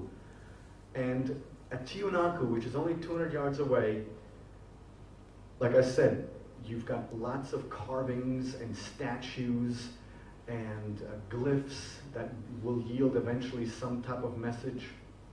But at Pumapunku, you have absolutely nothing except for some of the biggest stones that have ever been assembled in our history of this planet. And the one thing that really is fascinating to me is that the stone that's used up there is granite. And we have the family of granite is igneous rock, so the diorite, andesite. We jump over here, really, cross the advertising. Hard stone. Springs. He has his own quarry there. Okay. He cuts stone for a living every single day. Are we pausing for a moment? So I summarize. He called a specialist stone cutter to examine this. And he says there's no way they can produce this without modern technology. Look at the inside and all those things. And he asked the stone cutter, to try to do this if you can. And he says, without modern technology, impossible. And so we click a little bit forward. Okay, so some of these cuttings look like machines. Only machines can do that straight line. And you go on a little bit at a time. Okay, now when they examine and put the dimension of the stones in the computer, this is what they get. We play it for you. They look like somebody was building what we would call today prefab. So they're doing giant prefab. Okay, so we play it and see. A diagram of one of the first measurements that were taken from these H blocks from 1917. It's on some of the next few slides, of some of the first people that went up there with measuring devices and things like that. So I mean, look at the sophistication of these blocks. See, you see it like this, it's extraordinary. But if you see it like that, it's like, yeah, whatever, kind of. Even though it's still extraordinary, but if you look at the detail of all these corners, and each and every one of these blocks does not have a single centimeter or millimeter of deviation, meaning they're all identical, which could only have been done if they were machined. This was not done with a chicken bone. This was not done with a leather cloth and polishing. Not even over a period of 100,000 years. Because that's always the big argument of the skeptics. Well, they had time. Guess what? They didn't. Because they were looking for food, they were looking for shelter. And yeah, in my free time, I'm going to build this? I don't think so. So what's really cool about this is that when we fed these things into the computer, this is a very retro 1990s computer thing, one of the first ones that we did. They fit together like Lego blocks, and they built this amazing, almost impenetrable wall.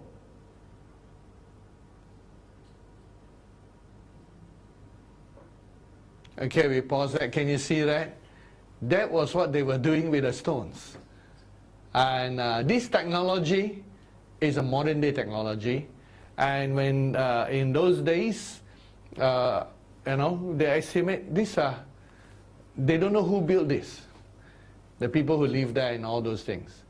And of course, the last great occurrence when people think there was a meteorite was about 12,000 to 13,000 BC when there were changes.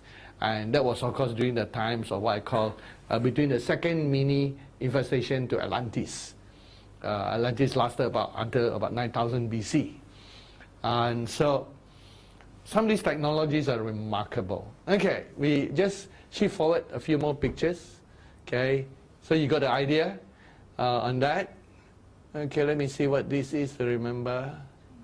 Okay, these are like part of planes. Okay, okay, let's play this and see. Okay, these are 13 corners. These are some of the This areas. was all just done arbitrarily? Yep. I mean, you can't have, does anybody work in construction here? Raise your hand. Okay. You can't be on a construction site and say like, hey Johnny, I just need this stone that fits right into here. Oh yeah, let me here. Throw it over. This requires planning. This is deliberate. This is not coincidence. When I asked some archaeologists, because by the way, similar walls not only exist in Cusco, but also in Greece, on Easter Island, in Egypt, and we'll see this later, all around the world. Okay, we They're pause all that. identical walls. Okay, you heard that, huh? It's all over the world, this technology. At one time, all over the world. And the reason why they built like that at that time was because, as I say, between the time of mini infestation of giants and Atlantis, the earth was very unstable. Meteorites, earthquakes. So this is a way to do earthquake-proof buildings. And as you see, it lasted until now. And so in those areas, there are a lot of earthquakes and everything. So let's click slowly, bit by bit. Okay, don't click that orange thing. Or just before that, I saw this picture here. A little bit backward. Okay, just play on that one. Oh yeah, that's okay. Then let's click to the next one, because there's one part where they saw one stone. Let me see if that stone appears. If not, it's okay. Just now I saw the stone. Okay, that. Okay. Now, this is where they take the stone out from. Okay. And this is like one section cut out, straight lines. But here's the thing. Can you see, he also described it, but I'm shortening, summarizing. You can cut this big piece here. But between here and here, there's this normal plate. How do you cut the inside without going through there? So they need a technology that can cut these 4 lines, that can go underneath and cut underneath for the whole stone to come out. And that stone was found somewhere nearby. So he was joking and saying, somebody did it just to show us that we can do it. And leave for the generations ahead that you don't know how we did it. So, I mean, you can see from there that cutting on the inside, how?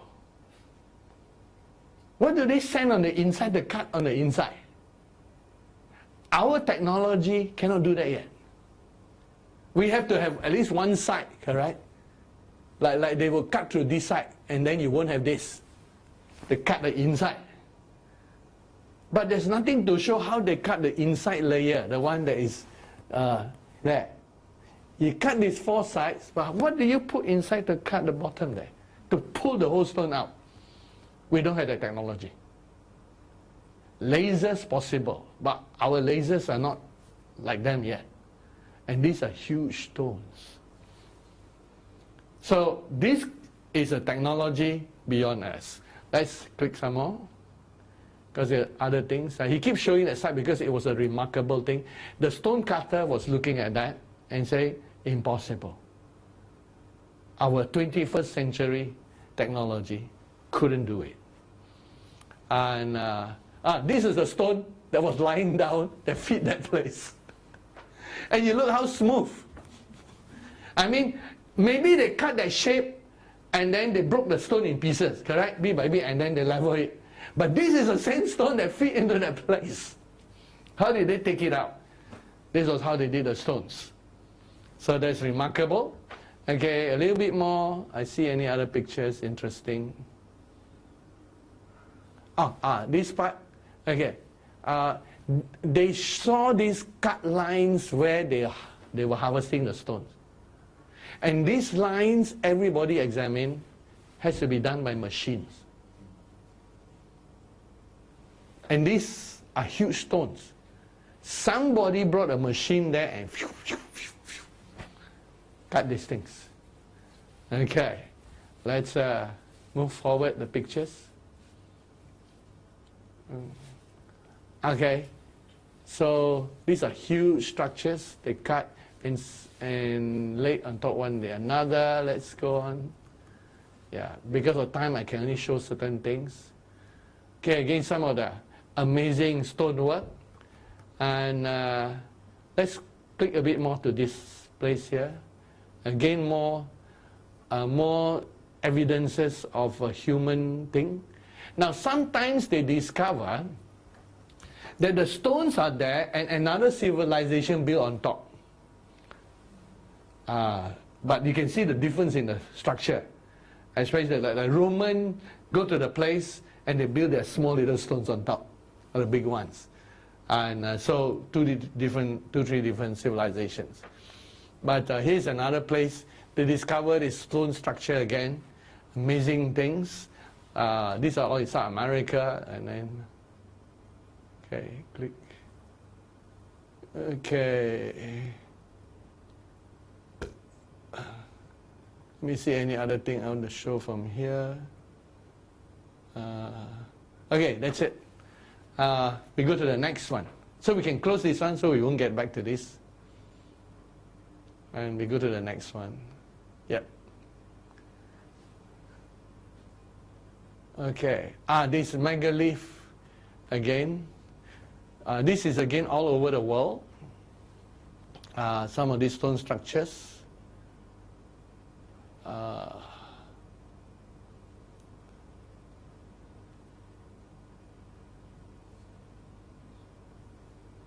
And in this video, it showed that it's all over the world. All over the world. And again, some of There's the a huge feet. Is this on you? Yes. So he described, okay, just down the thing. The gap, just down the little gap. We go a little at a time. Okay. Just down there's a little gap, that the hole. Some of those things need machines to go through, or drill holes and everything which is there. Okay, continue. Now in one of these, I'm trying to go step by step, not too fast. They found that they have this, as you go step by step, you look at the stones, you see one of the stones where between the stones they have this depression, and I'll draw it so you can see it like, because we are trying to save time. Like between two stones, two huge stones, they'll find a depression like that. Depression like that, sometimes different shape. And it dug into the stone, cut into the stone. So that when the two stones come together, they will pour molten metal, and the molten metal will melt inside and join the two stones.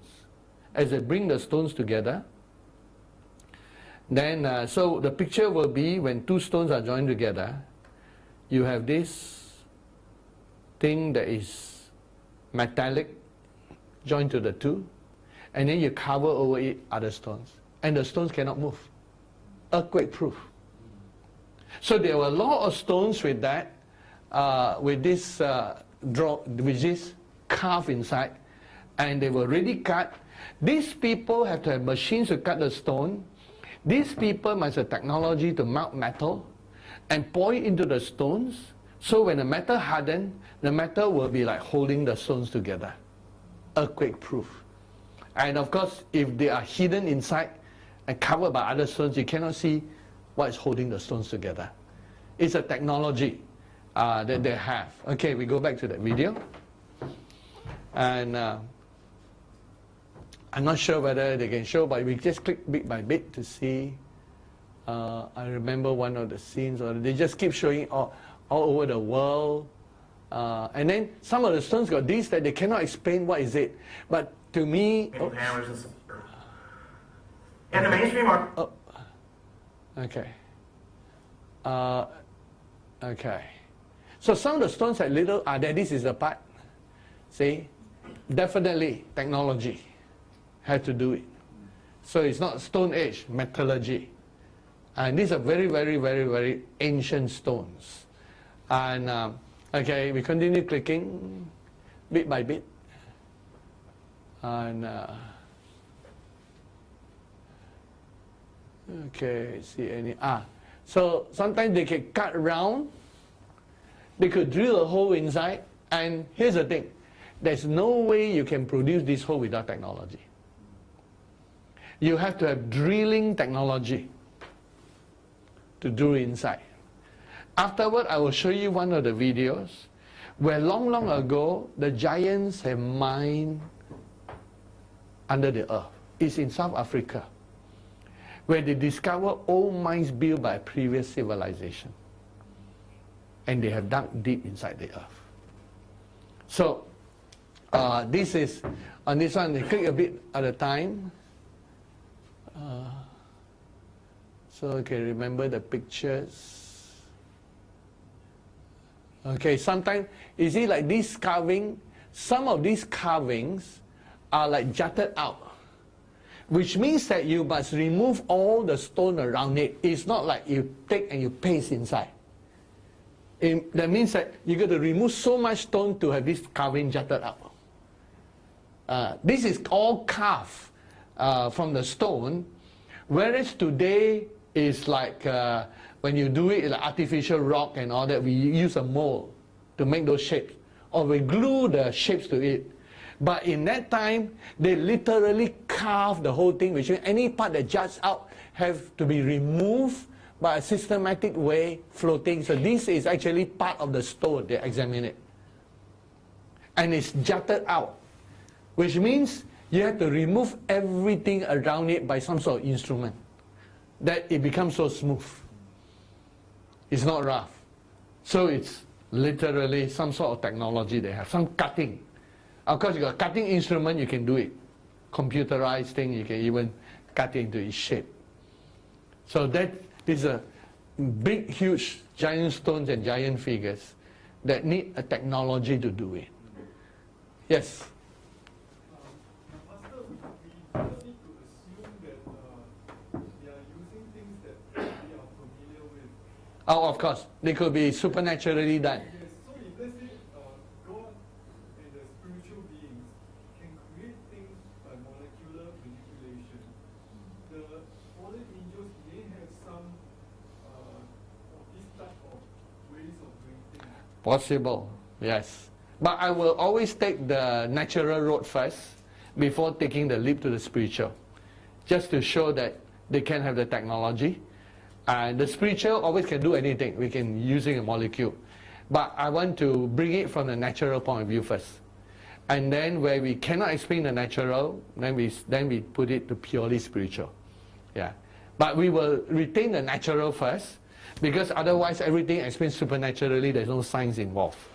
So I explain the science involved, that this can be done with technology. Today we can do it, but it takes a lot of time. We have the technology today to do this, to slowly cut away using computerization methods.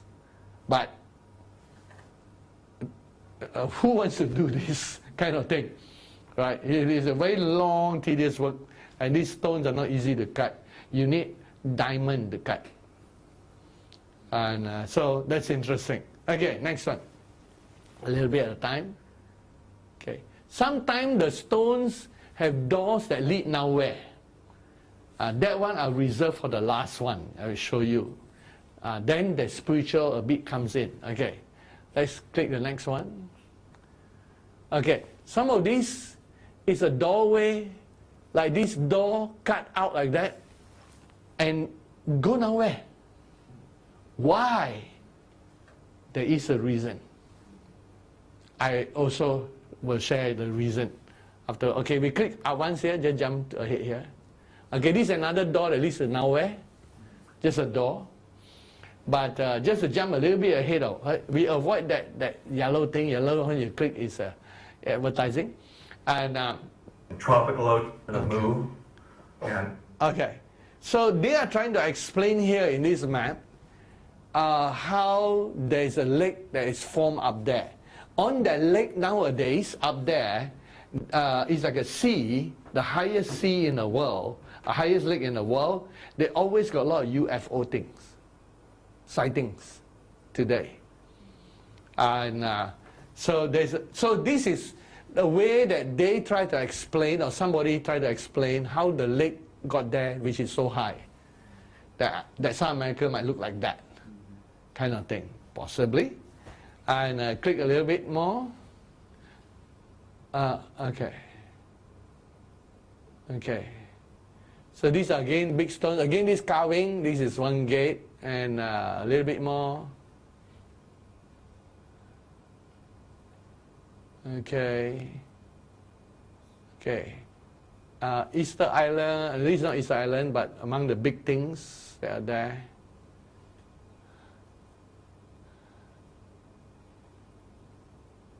Okay, I explained about a big giant place that he found. So he's describing all the places they've been. Okay, so we finish. This one is all about the big giant stones all over the world. And they all seem to be one civilization built the whole thing. Of course, the giants they can do easily, yes. All these, right, they never discovered any of the tools or Some of the tools are found in temples, drawings of the tools, and I got a few that I did not show, where they said, how did they draw a drawing where they got triangular thing that is present in every temple all over the world? They say, where did they get that? And it looks more like a tool than a scepter. So the tools might be lost, but in one of them, they'll show how they use a certain technology that we are on the fringe of discovering. Yes? it might be that there is something that is not shown in the tools. So for example, if let's say they are able to use some kind of frequency from their voice or their mind Correct. to soften the rocks, and then they can use just normal tools. It is a possibility. Remember also in the Endtime message, we talked about how sound will be used as energy. And this is in the downloads. Afterward, you will see how they learn to use sound as energy. As I mentioned, I described an experiment which one laboratory has used. They use ultrasonic frequency to float an object. So, and you remember now when you got sound and there is sand on top, the sand floats and takes shape. But they now harness ultrasonic sound. Ultrasonic you cannot hear. And it's bouncing in the air. And they could put an object right there and it's floating and you wonder what is that? Because ultrasonic sounds are hitting it and floating it in the air. And it's a matter of just increasing the frequency and the magnitude, and you can carry bigger and bigger objects with ultrasonic sounds. Sound energy.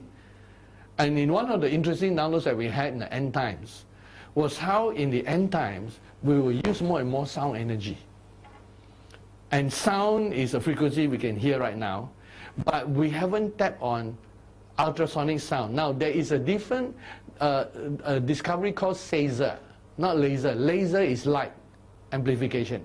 Saser is sound amplification, S-A-S-E-R.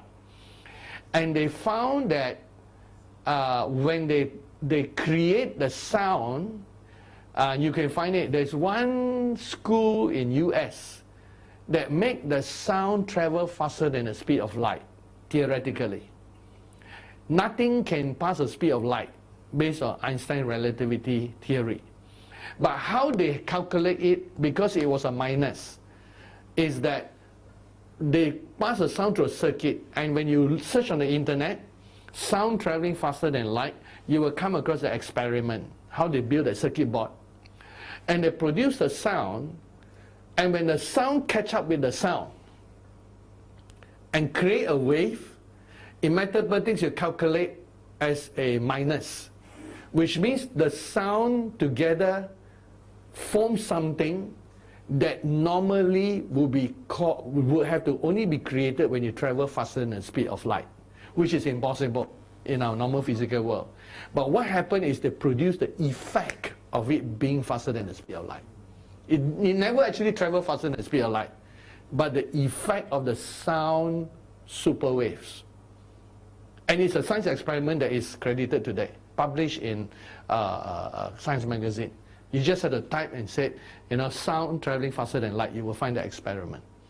And okay, we go to the next video. And oh, this is a one, 200,000 year old. Okay.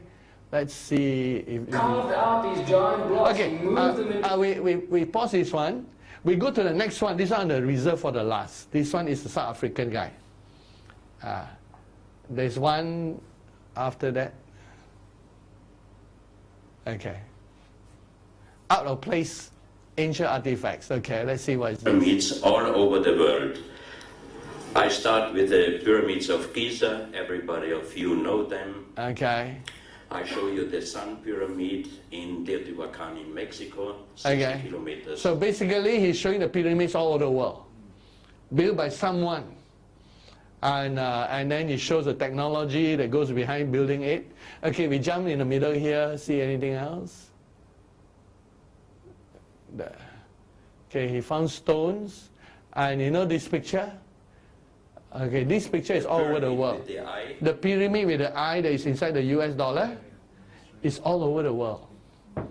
I don't know who can put it in US dollar, but the pyramid with the eye is found all over the world. People point it to Freemason, but it's way before Freemason.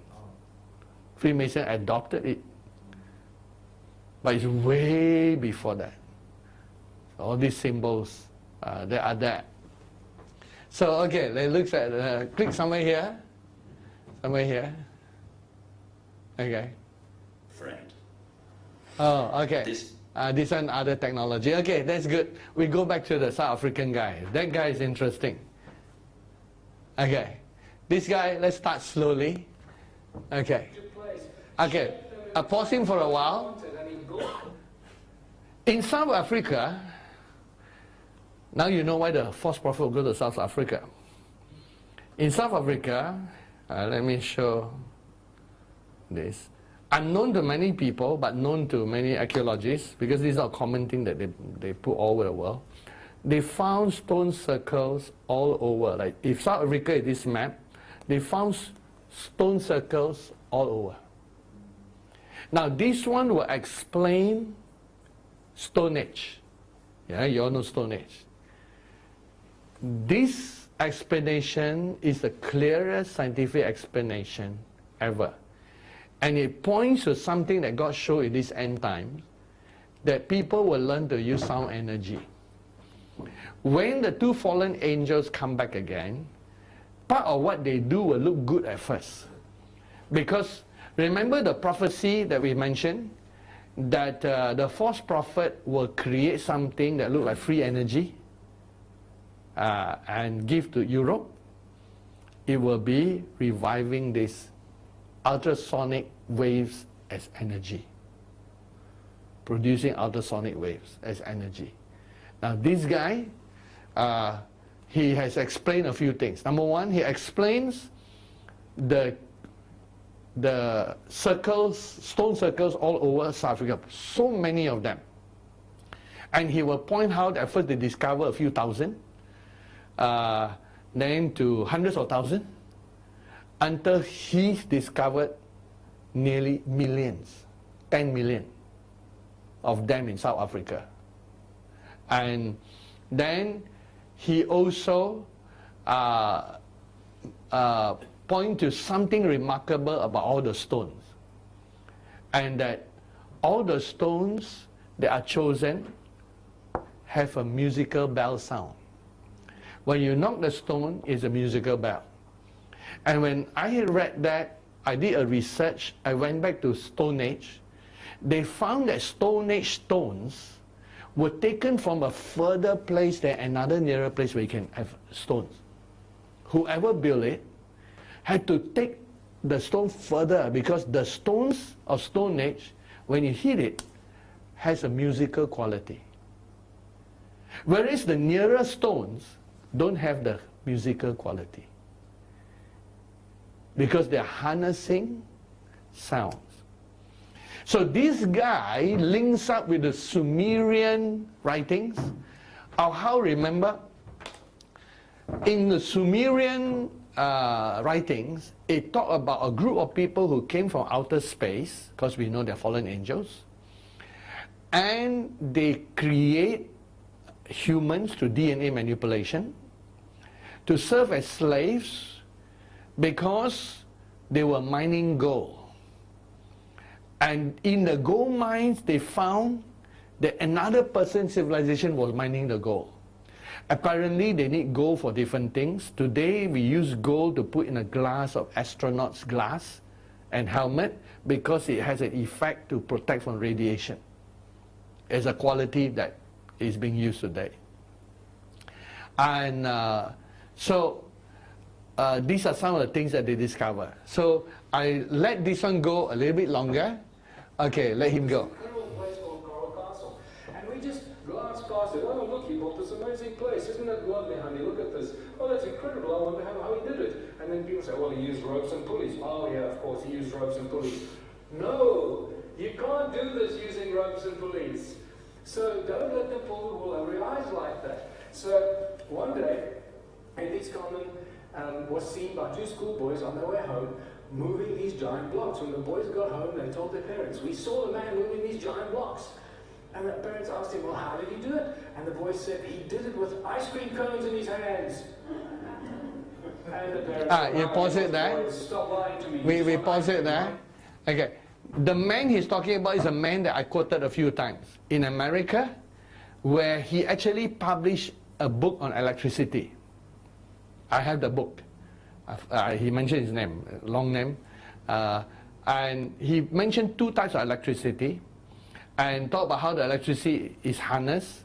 And and in the end, it was using sound waves to vibrate the stone, to make it lighter, and move the stones. He actually has, and he's going to tell where it is, in USA, a place where there are big stones that one man moves. He showed that one man can do it using the technology. And that is where he described the schoolboy seeing something like an ice cream cone that uses it. Okay, here we go. No ice cream for you, get to bed, stop lying to us. But the boys were not lying. I call this the ice cream cone phenomenon. I believe they were telling the truth. The reason why a tiny little bit of information like that can suddenly connect so many important dots, these are the little discoveries that change everything in our lives, and what makes this journey so incredibly exciting. Because I've been finding ice cream cone or cone-shaped tools all around the stone ruins of southern Africa, and not just there. Suddenly you see them in images from Egypt and Egyptology, and when you ask the Egyptologists, well, what are those cone-shaped tools all about? Oh no, they're just ornamental stuff. Oh really? They just make ornamental stuff because they had nothing better to do? I don't think so. And then you find in the San Jose Museum in California these perfect cone-shaped tools that are inscribed with cuneiform script that commemorate the building of the temples in Sumer that were found in the walls after these temples were built. Suddenly you go to common denominator: ice cream cones, cone-shaped tools, Edley Skalden, Coral Castle, to the temples of Sumer. And how did Edley Skalden move these giant blocks? With ice cream cones, where the sound, somehow he was projecting, they were focus points, focal points of tools that were focusing sound from his hands, with which he could maneuver giant blocks 10 tons in weight. and we start imagining how this thing could have worked. And the history of Southern Africa is all about gold. In fact, the history of all of humanity is all about gold. We can't get away from that. And the Monamatapa Kingdom, the Golden Kings of Southern Africa, take a prominent position on the stage down there in the south. And what's important to know is that the links of most ancient civilizations can be made to South Africa. It's absolutely incredible. Each one of these, I'm normally going into a lot more detail, but because I've edited this, I'm just going to let you see these. What I do want to show you, though, is the last one, the pre-Inca civilization, around 1971 to 1975. The guy that told me this couldn't remember exactly what year it was. He was a member of a mine rescue team in South Africa on the West Rand in the town of Carletonville, which is famous for its sinkholes. And they were testing some of their equipment. They went down a sinkhole about 20 meters deep, and at the bottom of there, one of the sides was caved in. They cleaned it up and they walked in, and several meters into the dark tunnel, which was paved. The tunnel was paved at the bottom and paved all the way around. Several meters into that, this is what they walked into. And this is spectacular. I was just told 2 or 3 days ago by somebody doing research in South America that they found exactly tunnels with this exact same description that I've just given you, with these statues in the tunnels underground. So this seems to be a situation that was going on all around the world. The history books claim that Southern Africa was a sparsely populated continent with hardly anybody living there. Well, unfortunately, the stone ruins of South Africa tell us a completely different story. And they tell us that it was very densely populated, and that there actually, in fact, were millions of people living there. And these stone circles, first of all, if you haven't seen the book yet, first thing you'll notice is that they are all circular, and yet each one is completely unique.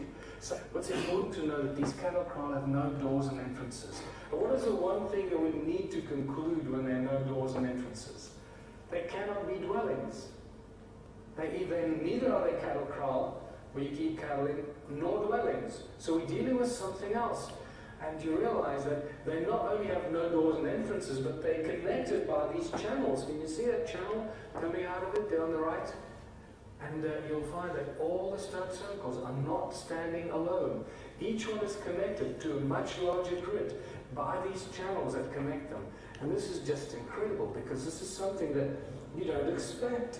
And we've traced thousands of kilometers of these channels. When you start adding it up, it just goes crazy.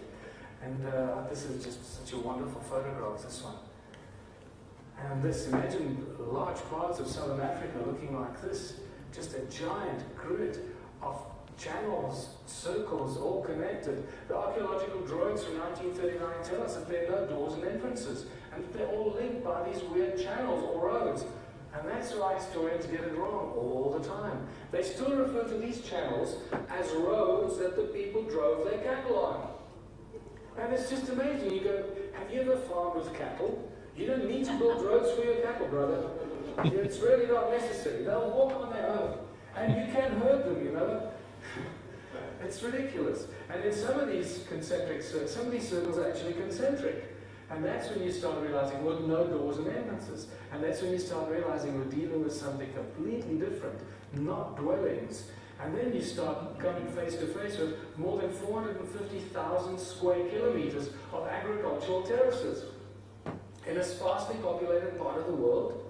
Well, who are they feeding? And who was feeding who? And who built the terraces to feed who and why and when?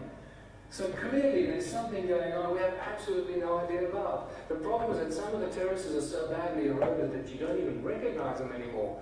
But when your eyes does get sensitized, you will see it everywhere you go. They cover mountains, and they don't stop. When you start looking at Google Earth, you see it everywhere. And very steep, inhospitable mountains in Lesotho, you see terraces going up more than halfway up the mountain.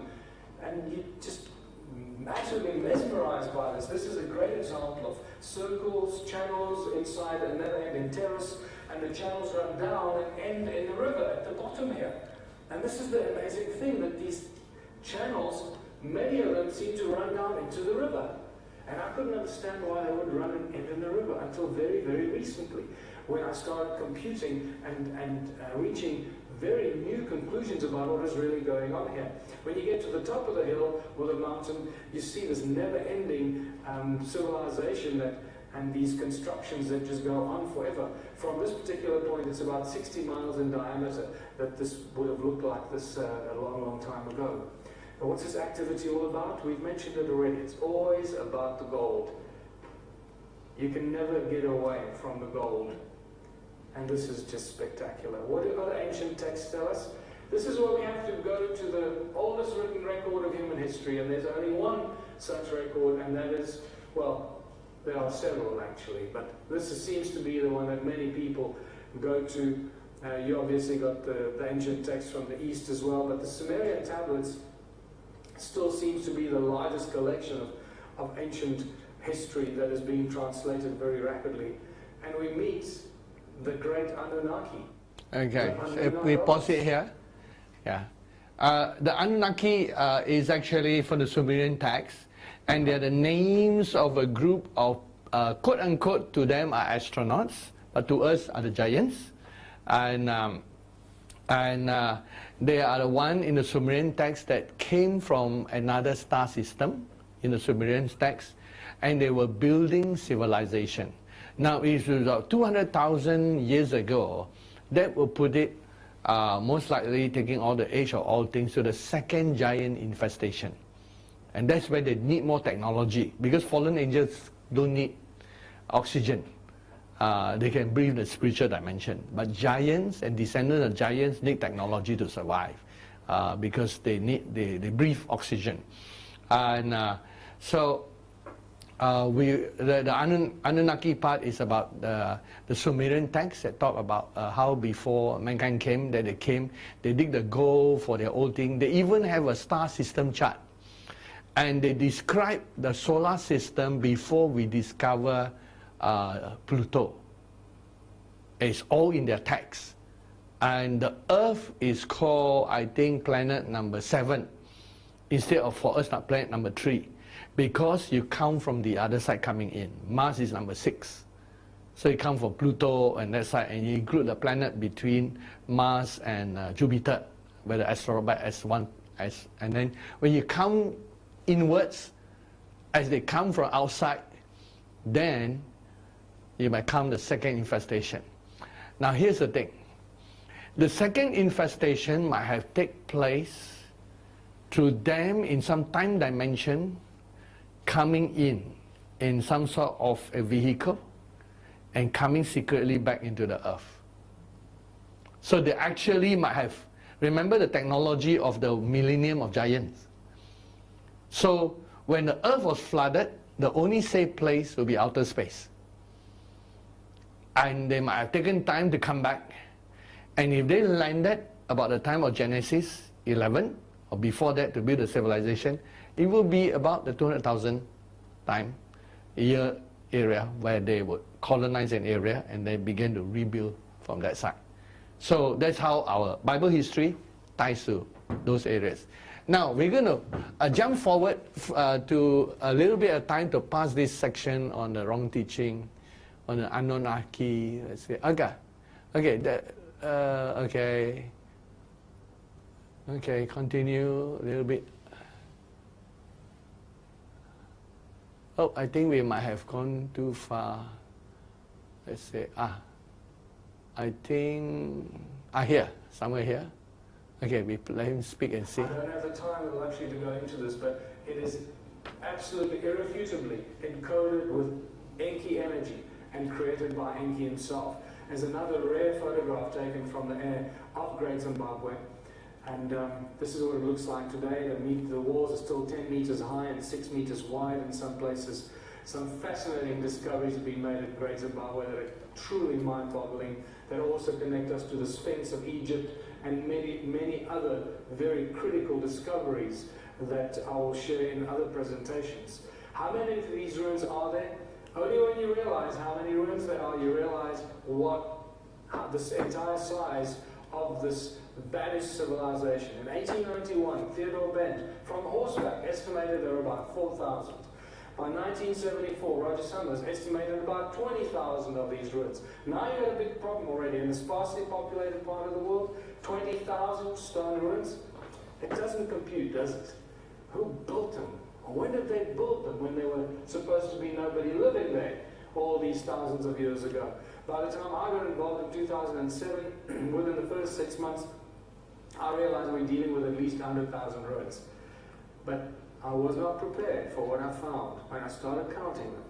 And as I counted and extrapolated and got averages from aerial photographs and Google Earth, realizing that it's much larger than what I imagined, realizing that previously when you look at places, when you come back, you suddenly see things you didn't see before, that many of the ruins are still covered by soil. We found seashells and fossilized fish on tops of mountains inside some of the stone ruins, so we know something weird has happened here. And by the time I finished counting these, I mean, this is an incredible place. This is just like, I don't even know what's going on here. This runs for like 5 by 5 kilometers. It's ridiculous. It's just dense. And by the time I finished counting, I realized that there were more than 10 million of these ruins. 10 million. Not just a few 100,000 or a few thousand. South Africa, Zimbabwe, so and so all over the world, sometimes scattered like Stone Age. So what happened to them? I think this picture tells 1,000 words. And to support this picture, we turn to the Sumerian tablets that not only tell us about 8 kings that ruled the world for more than 200,000 years. These are two of the several Sumerian kings lists that we pause there for a moment. Spectacular about Okay. these two. They tell us exactly we pause there for a moment. The names of the same kings. Okay. Now the Sumerian writings put the 8 kings, they live very, very, very, very long in our years. But you measure those days, the time, then you realize they could be counting the longer days kind of thing. And, but also the giants live quite long in those days. All right, continue.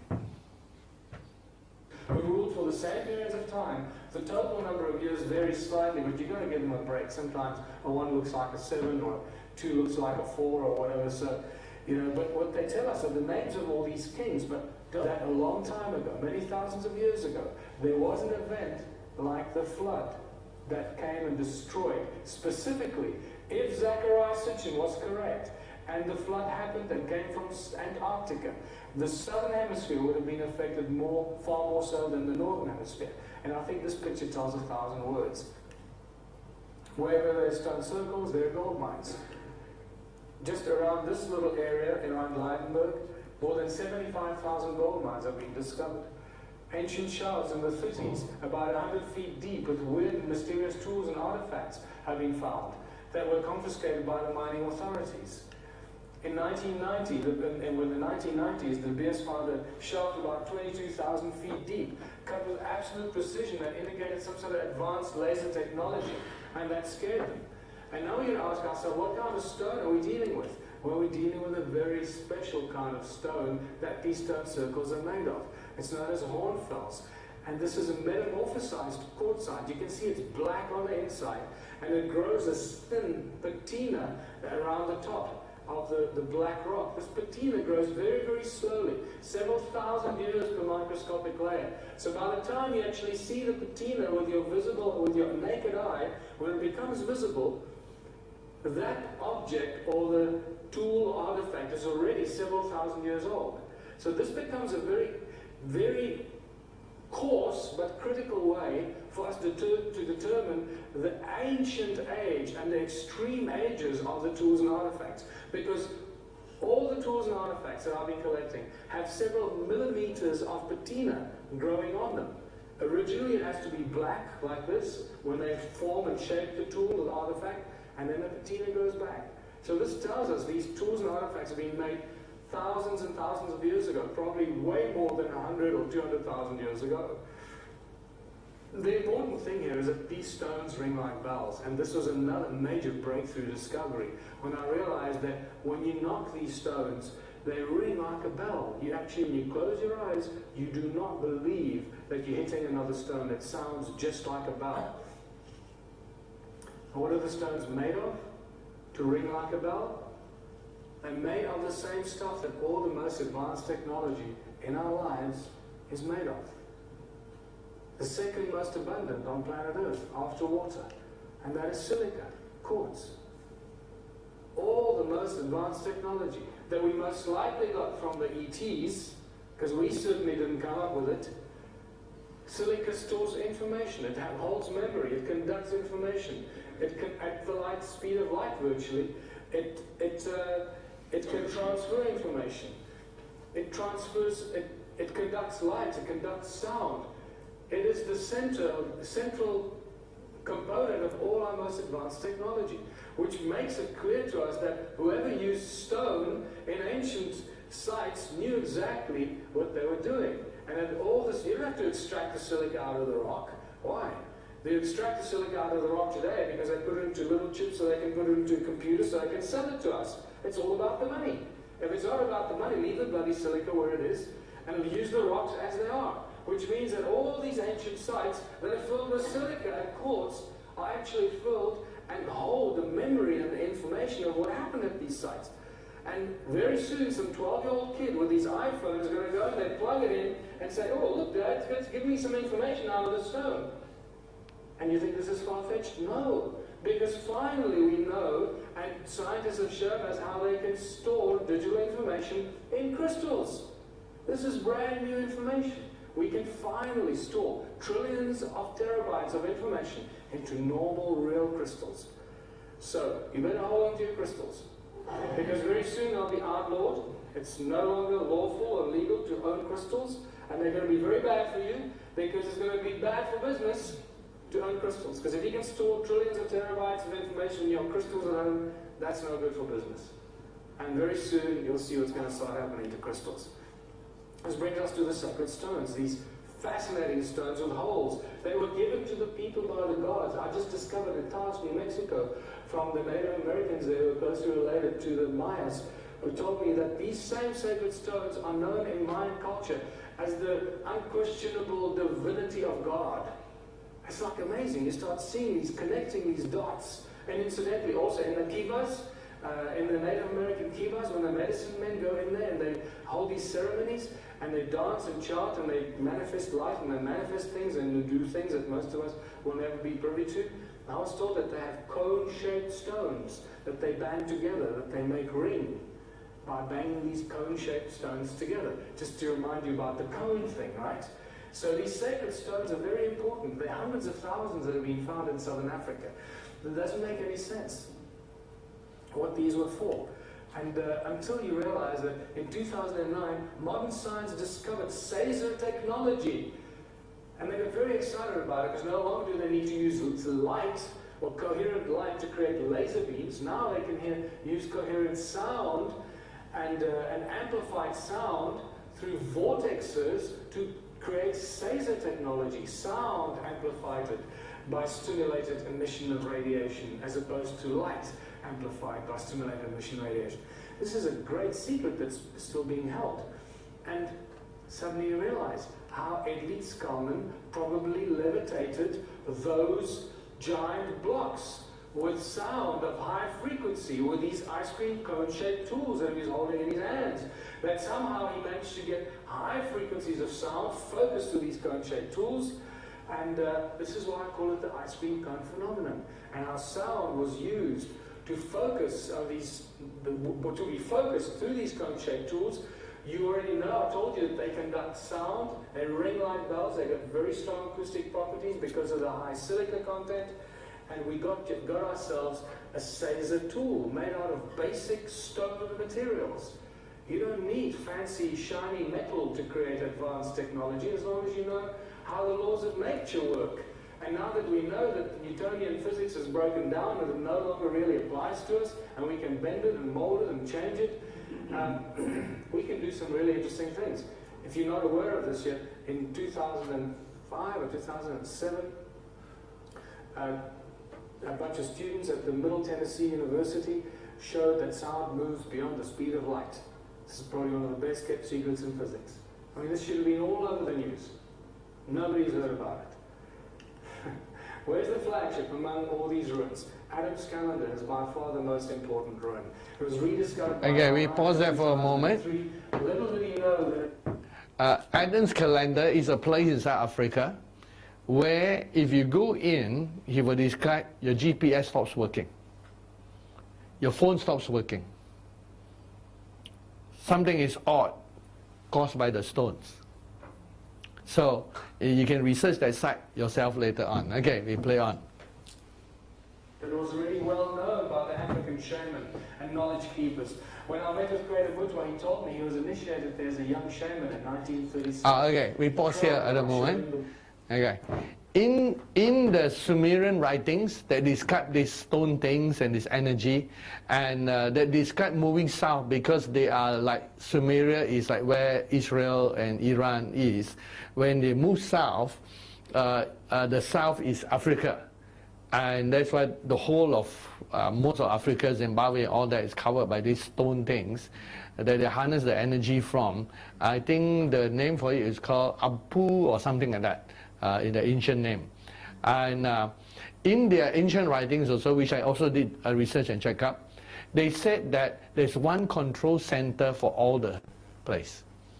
So they believe that when they're researching the ancient texts, remember they are just archaeologists. They look ancient texts, research and all that. They believe they found the control center in Adam's place, Adam's calendar. And so that's how they link the ancient writings to the discovery of the control center. And in ancient texts, it's also something like called the birthplace kind of thing, like the birth or something. Now the Sumerian writings talk about before the flood and after the flood. So again, the millennium of the giants, which created all these things, and the post-flood, which is the mini giant infestation. The post-flood one could have come from some vehicle that developed that somehow the giants got through. But the pre-flood one is exactly like the fallen angels. So the post-flood one got no more fallen angels, they all lock up. But they still retain the technology. And so that's the difference. Right, so this is very brief. We just passed this one. Yeah, continue. Yeah, okay, play. Bedrock here that drops down about 2,500 feet into the Barberton Valley, where Sheba Gold Mine sits.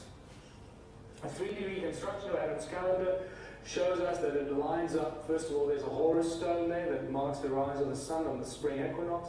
And Horus looks at these three stones that mark the rise of Orion's belt. And it lines up with these very distinct pyramidal shapes over there in the distance. And this is just a 3D reconstruction of it. How do we date the stones? We look at every possible way of dating because you can't carbon date rock. It's not possible. So you've got to look at every interesting thing. There's a very I took it out of this presentation, but sometimes you get these amazing trees, baobab trees, growing out of these stone walls. And these trees are 3,000 years old. So it means the walls have to be at least 3,000 we move forward a bit because just to see where he went to Adam's Rock and his GPS stopped working. Just bit by bit, just not to miss it. I just want to miss the part. Okay, just play and see. Counterclockwise, it doesn't set it north-south. There's a 3 17 minute and a 42 second anti-clockwise, counterclockwise misalignment. That's not possible because it doesn't matter where you are in these giant 26,000 year wobbles. North-south stays north-south, doesn't shift. The only way it's going to shift is if something like Charles Hapgood's crustal shift or crustal displacement takes place. Where the Earth was shifting. Exactly what happened. So when they built it, it was in line. After the Earth shift, it's out of line. Yeah. Continue. There's no argument where the north-south has shifted. It's not where it is when it was created. It is out of sync. What we don't know is when it happened. There's some indications that it happened around 208,000 years ago, but we need a lot more confirmation for that. So the alignment with Orion's belt, here are two different astronomers that did some calculations for me to tell me when this alignment with Orion's belt could have taken place. This Adam's calendar, yeah. You can take the 3.5 degrees into consideration. And then we find the pyramids in the valley. This is still one of the best examples of, can you see the pyramidal structures there? Now, at first I thought, you know, that just doesn't make any sense. Well, why would they be connected? And I thought, well, let's see if they are connected. First of all, when you go into Adam's calendar, you lose GPS signal. So that immediately tells us something weird is going on. Literally, like you cross the line from here to there, and it's gone. And there's no wall or anything there, but yet you cross into the circle. The Adam's calendar has a profound effect on people. Some people actually vomit, some people feel elated, some people just want to sleep, some people go a little loopy, some people, everyone has different experiences. And the consistent thing is that you lose GPS. The same thing happens when you go between those pyramids. I stood right between those two pyramids there, no GPS signal. You get away from there, everything's fine. So I thought, can we connect them? And I drew a golden mean spiral, and guess what? There it is. It connects Adam's calendar with the pyramids in the valley. There's a pyramid there. Yeah. What is the problem? There's a pyramid on this side. So there's a connection between Adam's calendar, South Africa, and the pyramid. Towards the end, which is why this is one of the most important ones, it connects all the megalithic stones around the world, including Stone Age. So you have one simple explanation for everything. Okay. Probability that this is accidental. And you can start using the argument of probability, which is a commonly used argument in mathematics and physics and science. The argument of probability. The probability that this is accidental is several million to one, so they must be connected. And this is still yet to be discovered. Why they're connected, what the hell's going on here? But there's a lot of exciting exploration that we need to do. When you connect Adam's calendar or Enki's calendar through Enki's house in Great Zimbabwe, where does it take you? You end up at Enki's pyramid in Giza. And you realize this is all Anunnaki constructs along the 31 degrees east longitudinal line, or the Nilotic meridian. And it just so happens that the numeric value for the word Elohim, or what the Anunnaki used to call themselves, is 31. So the plot just thickens. And then I found this amazing translation in one of Zecharia Sitchin's books. And this is why I say Sitchin wasn't always right. He got a lot of things wrong. But those were his interpretations. If he knew what we know, he would have changed his interpretations. So we come along and we find the physical evidence for much of what he's written. Now we can start making a lot more sense and actually put credence to much of his work, that he was not a liar, that he didn't try and deceive us. He gave us his interpretation.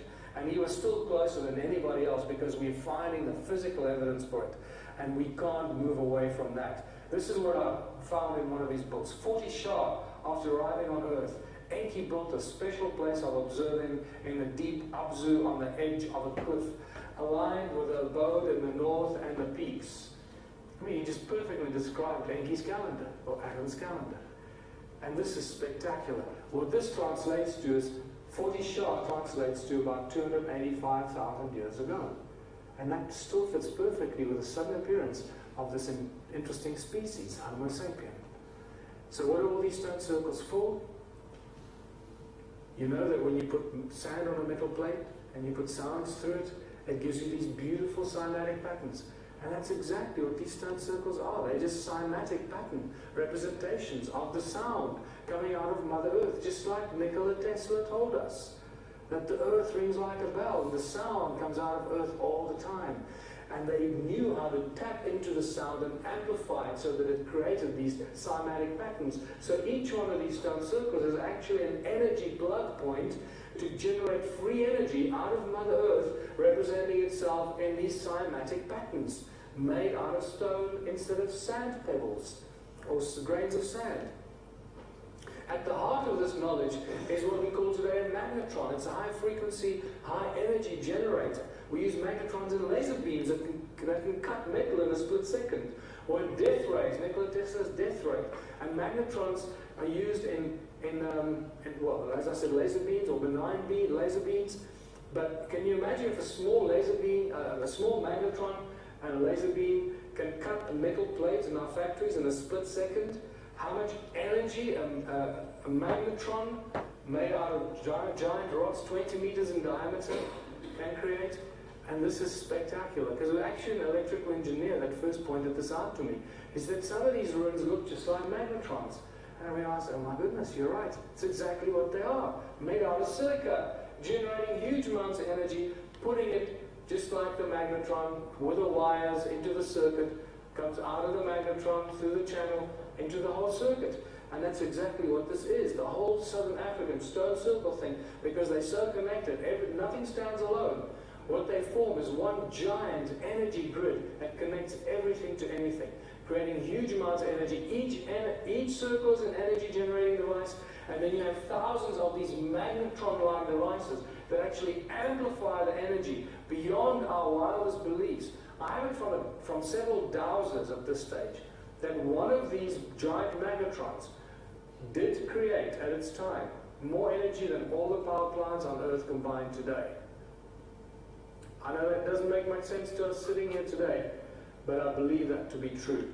And the reason I believe this to be true is because we measured some of the sounds and the electromagnetic fields in these stone circles. Electromagnetic frequencies, sound, loudness of the sound, and then this thing called heat signature. Now the heat signature is something that it's the temperature in centigrade that is measured about 300 meters below the ground. It's not the temperature on the surface. Don't get confused by this.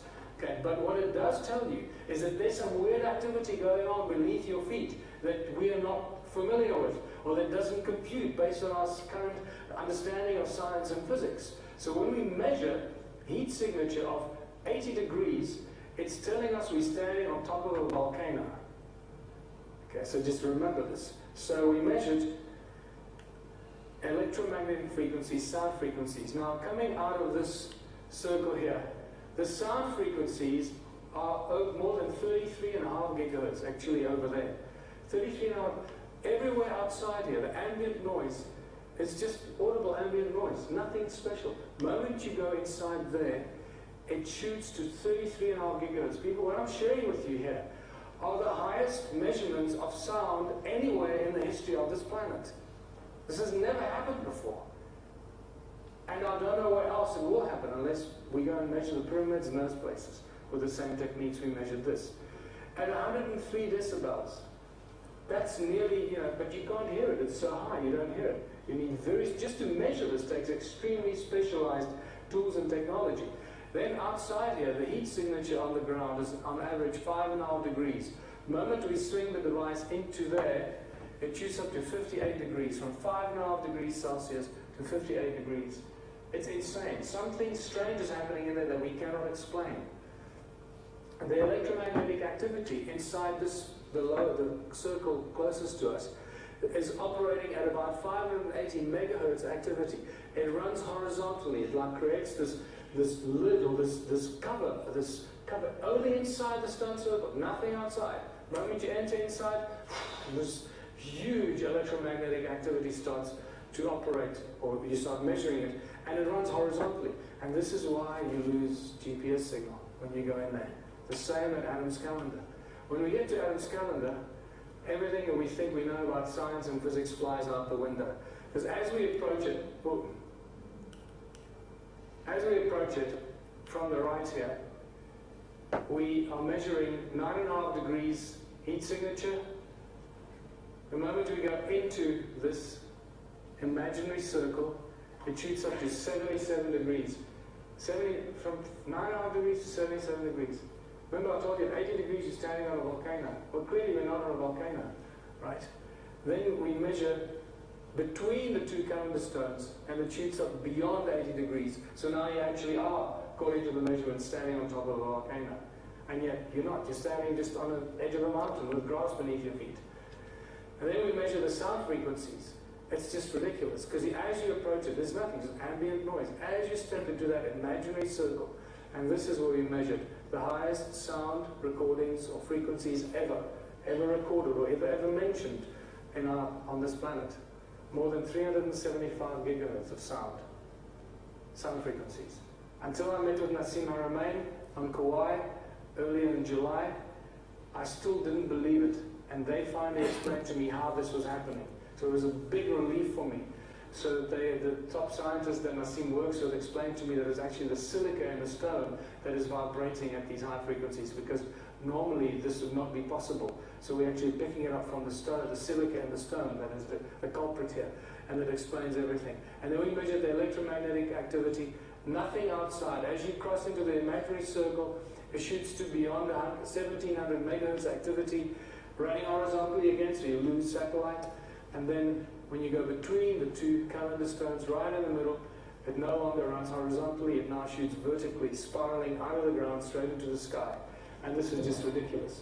We've actually measured these very recently at far higher electromagnetic fields than this. It's actually doubled up in the last measurement we've made. So I don't know what's going on, if it's being activated, what's going on. Something strange is going on here. The measurements I've shared with you are off the charts. The frequency allocation in the United States ends at 300 gigahertz. Ends at 300. We've measured beyond 300 gigahertz activity here. So what are we dealing with here? Weird horizontal electromagnetic fields, vertical electromagnetic fields coming out of it. We're dealing with an active vortex. It is still an active vortex of some sort. We're measuring it. There's no debate about it. It's there. The sound frequencies, the electromagnetic fields, that's exactly what it is. What is the vortex for? Well, the Anunnaki were apparently taking the gold off the planet. And I doubt they were flying it off with rocket ships, as Zechariah Sitchin suggests. So when his translation or his interpretation tells us that they were beaming it skywards with rocket ships, I think that was another misinterpretation. I think they were just beaming it skywards, just like the guys in Star Trek have been beaming up people all over the place for more than 60 years. If Star Trek can beam up people, so could the Anunnaki. And they were beaming up the gold. So this brings us to the weird stone, the sacred stones that look just like donuts, and the laser technology. And I discovered a guy called Daniel Nunes in New York, who makes these vortex coils, and by putting sound, audible sound from a speaker into the center of his coil, he generated over 600 volts by combining or fusing or intertwining and tube with one of these vortex coils with inert gas in it and putting sound into the center, just audible sound. He turned the gas into plasma. This is how much energy audible sound can generate. Audible sound at audible level between 200 and 1600 hertz. Right? He even got light. He even creates light from sound frequencies that he picks up with an antenna out of the air and putting into his vortex coil. He generates light. Daniel is closer to giving us free energy than anyone else I've actually heard of. Right now, alive on Earth today. Unless those people that have created free energy, they have it, but they're not sharing it with us. At least Daniel is sharing it. So I realized that the weird donut-shaped stones were actually toroid vortex field generators, because they are the same shape, and anything in that same shape would not have been made by accident.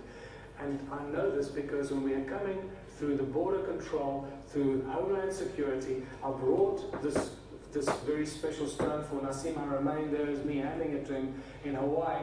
Our stone that was in my bag blew or set off or fried or whatever it did the National Homeland Security scanning devices.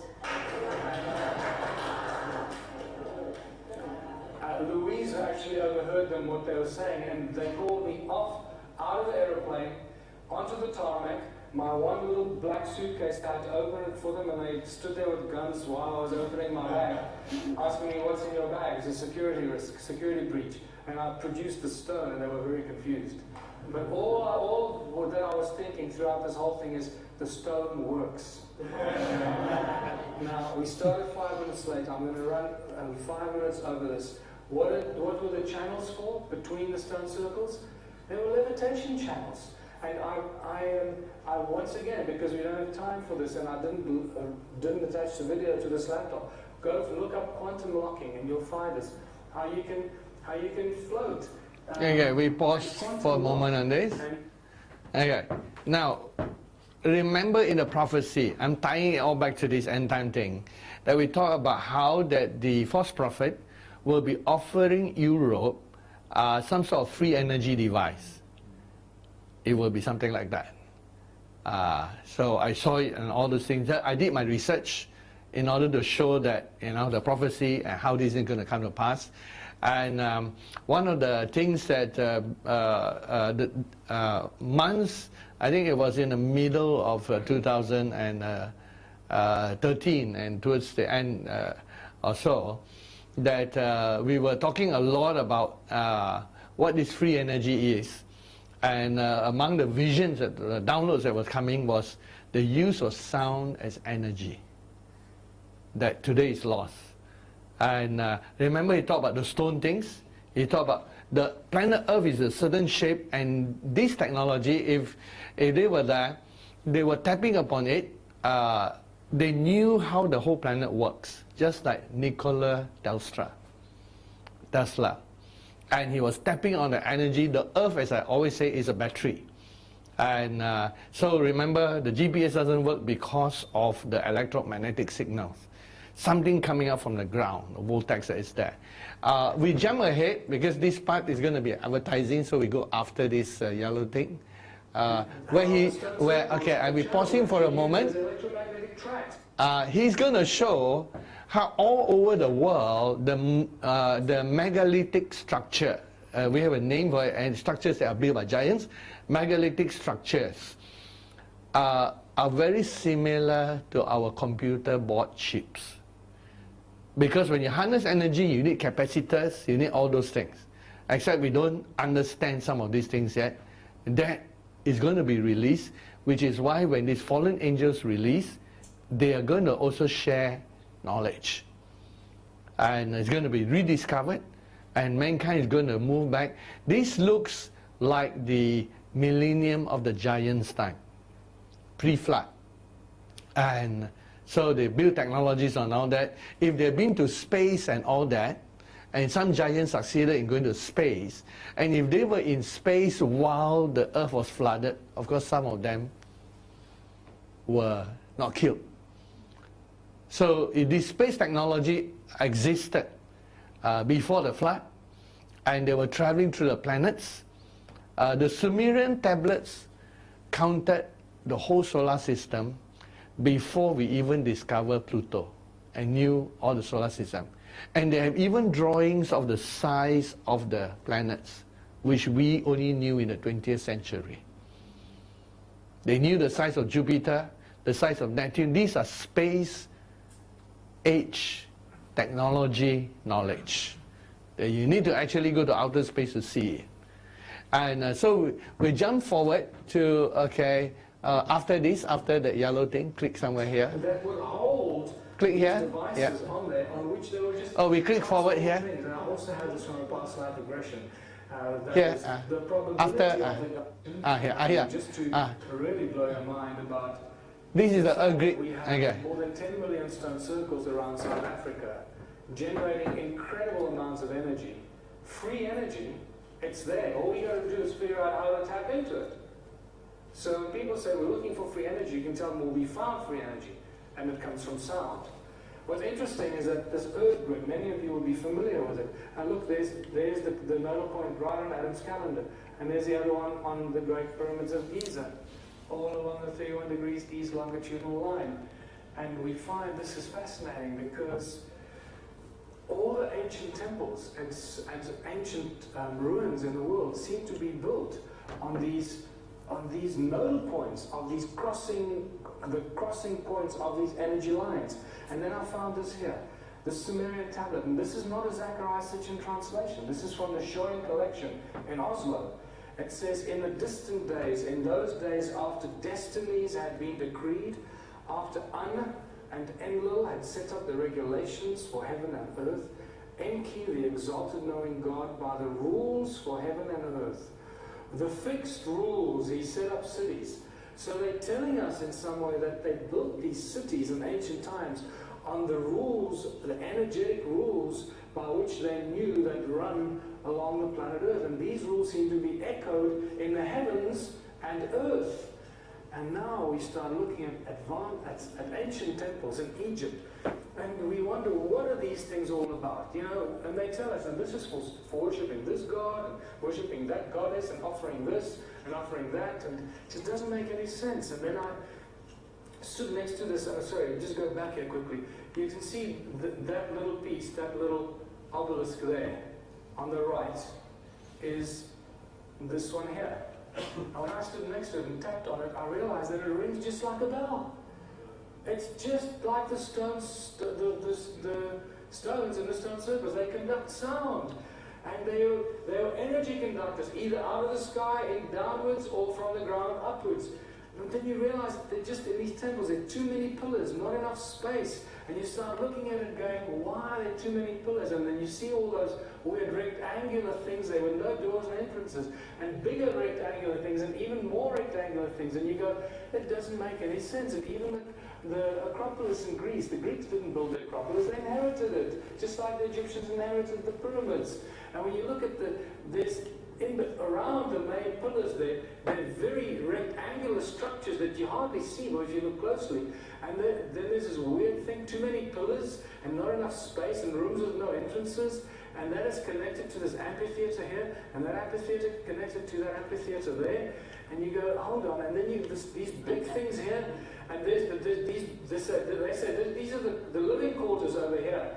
And these are worship places for the people that live over there. No, many of those things are just, it's too rectangular, it's too perfect, no doors and entrances between them. And then you see this one here, I mean, look at it, too many pillars, not enough space to do what? And then this big empty space over there, and you go, what's going on? And these two concentric circles in front of it that make you think, hold on, are we dealing with something else? And you realize that we're not dealing with temples and places of worship.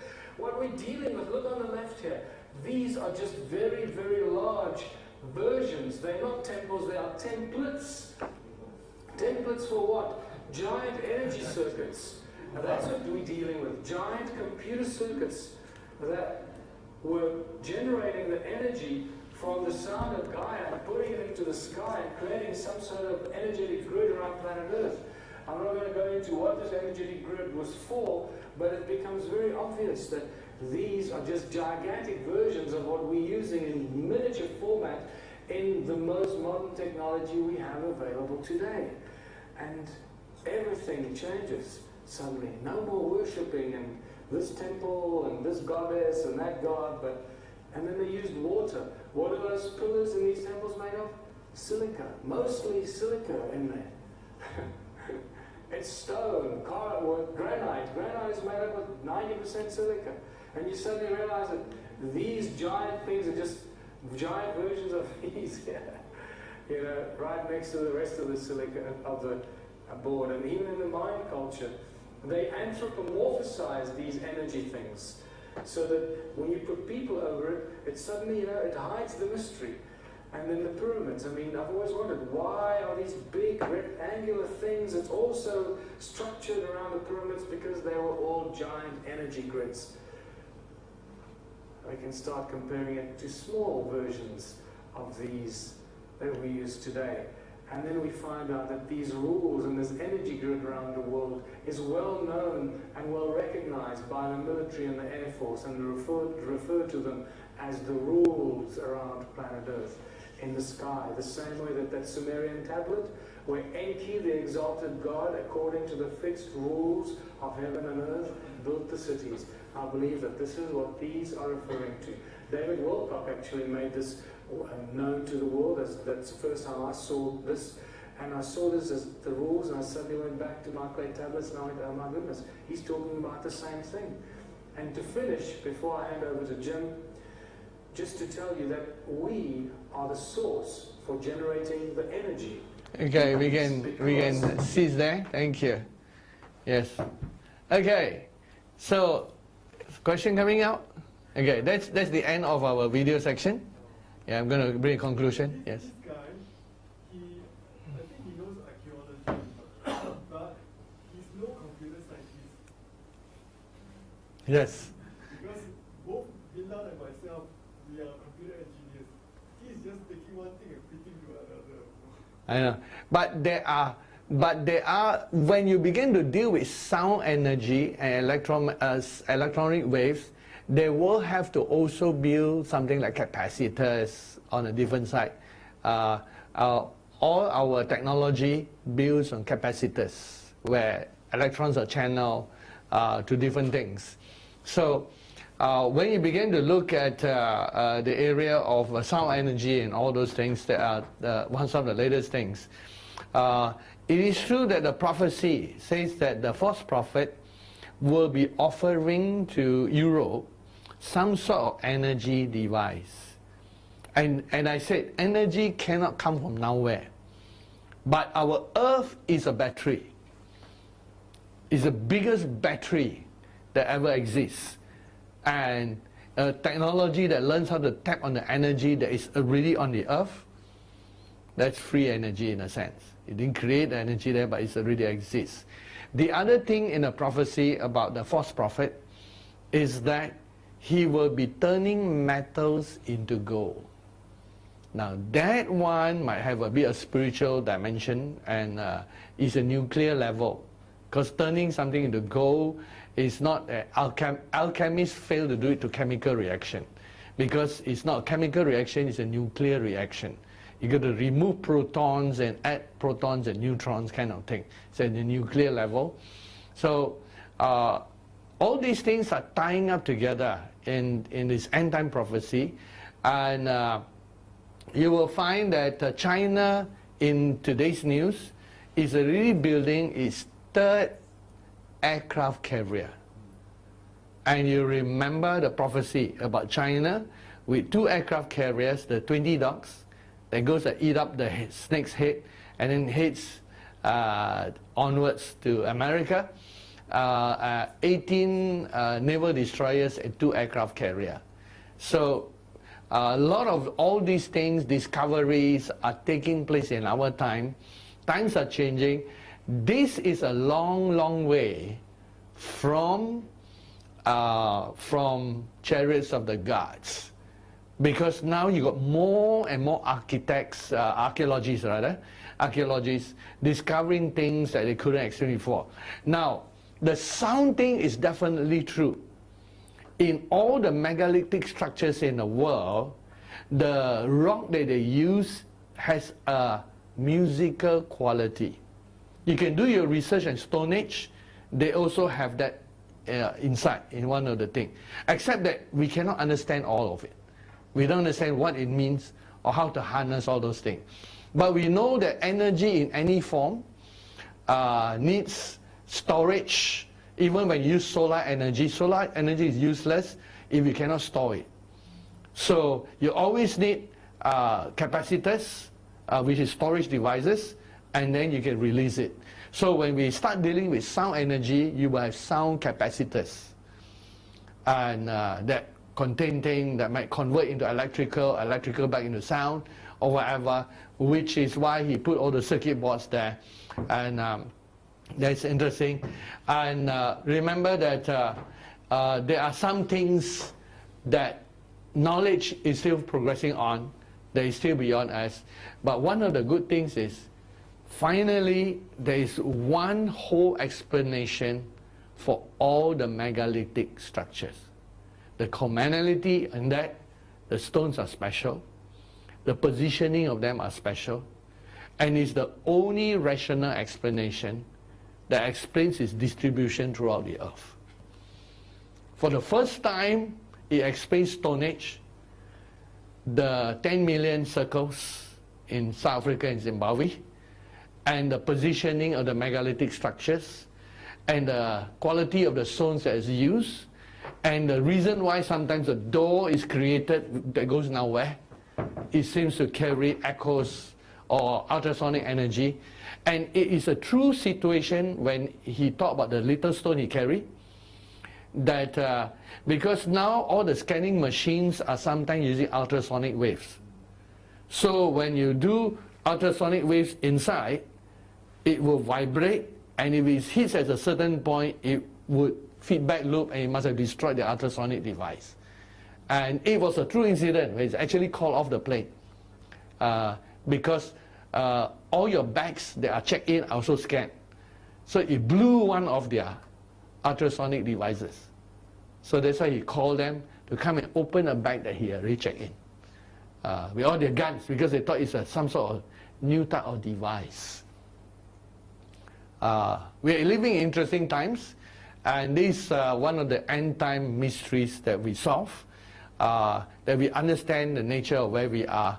And basically, the prophecy is that in 2027, Semyaza and Azazel will be released of all the fallen angels. And they are in charge of, one is in charge of sorcery and DNA manipulation. The other is in charge of seduction and war. And so both are active, and you can assume that they're not going to hide behind the scene like the normal fallen angels that might exist today. The fallen angels that have crossed the barrier, all of them except for Azazel and Samyaza have been locked up in chains of darkness. But the others who didn't cross yet, they're still working with, and they're called the wickedness in heavenly places. These are the other fallen angels. But these two particularly, when they are released, they will try to revive ancient knowledge and technology to mankind that served them before. And it will be acceptable for mankind because they come based not just from a spiritual side of religion. They're going to come to science and technology. And you know, in a world when you have science and technology, the world will accept you. You come from the queer religious side, demon possession on one side, the world still looks at you funnily. So they are going to come to science and technology and introduce science and technology. The false prophet today is based in South Africa. Not just for religious reasons, but also for some of those reasons, because the false prophet and the Antichrist are fallen angels who have occupied the place where a spirit of man will occupy. And as they grow, they will retain their knowledge. And remember, what is their goal? Their goal is to revive the millennium of the giants and their ancient civilization before Noah's flood. That's their aim. And they try to get back to that time, but always God has been destroying them through the flood, destroying them through earthquakes and meteorites, and upheaval on the earth, until He sent the Israelites to destroy the giants. And in our end time, the role of the glorious church is to prevent them from breaking God's laws. And He that has lettered will hold them back until the fullness of time. So we look at the book of 2 Thessalonians as we close, to know our role in these end times. It says here in verse 1 onwards, "Now, brethren, concerning the coming of our Lord Jesus Christ and our gathering together to Him, we ask you not to be soon shaken in mind or troubled either by spirit, by word, by letter, as if from us, as though the day of Christ had come. Let no one deceive you by any means, for that day will not come unless the apostasy, or falling away, comes first, and the man of sin is revealed." We know the Antichrist is already born in 2015. False prophet was born in 2004. And 2027, the two fallen angels are released. We are living in measured time. And definitely, I can assure you, in the midst of all these things, the manifestation of the sons of God is rising. We don't just use technology. We're going to use, while they like the giants have used technology, for us, we're going to use spiritual energy. And the spiritual energy will be able to transport us, transform us, change our DNA, become glorious church.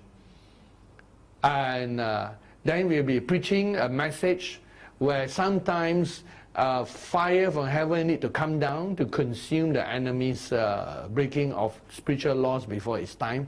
So what God does not permit, He will ask the church not to permit, especially of the fallen angel and fallen demons and the demons.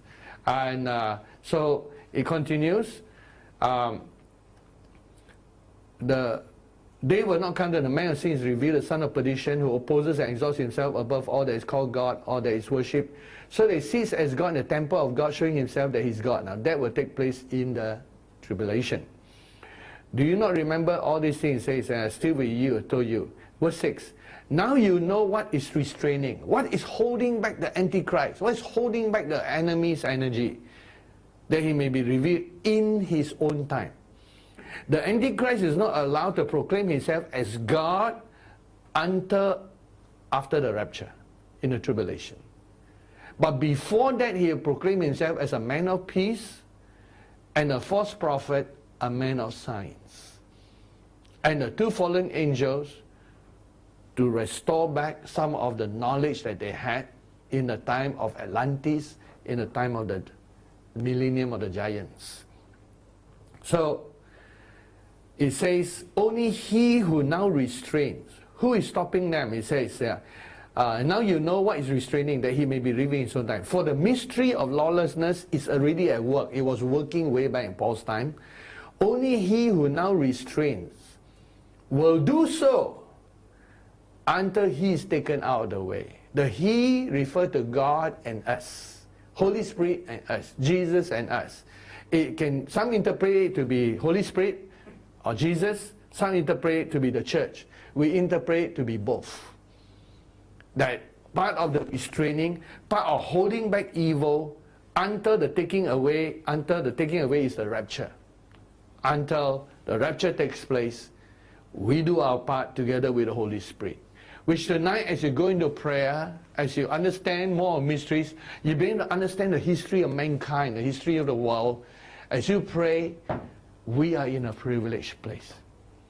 God wants us to tap into a spiritual energy that mankind has never tapped upon. It is in our time, in 2012, February the 9th, Pergamos glory came. In November 14, 2012, the Seven Thunders prophecy was released. And since then, God has brought us to prayer walks through different countries of the world, building altars. Now you know why we build altar? As you saw, we were building altar from the spiritual side. We are not tapping on natural energy. We are building altars on the spiritual energy side, creating restraining energies against the enemy. Which was why on November 2015, a group was told to go to Pergamos and then to three places, Rome, Tel Aviv, and Moscow, simultaneously by the angels, in order to restrain or do things that restrain the Antichrist.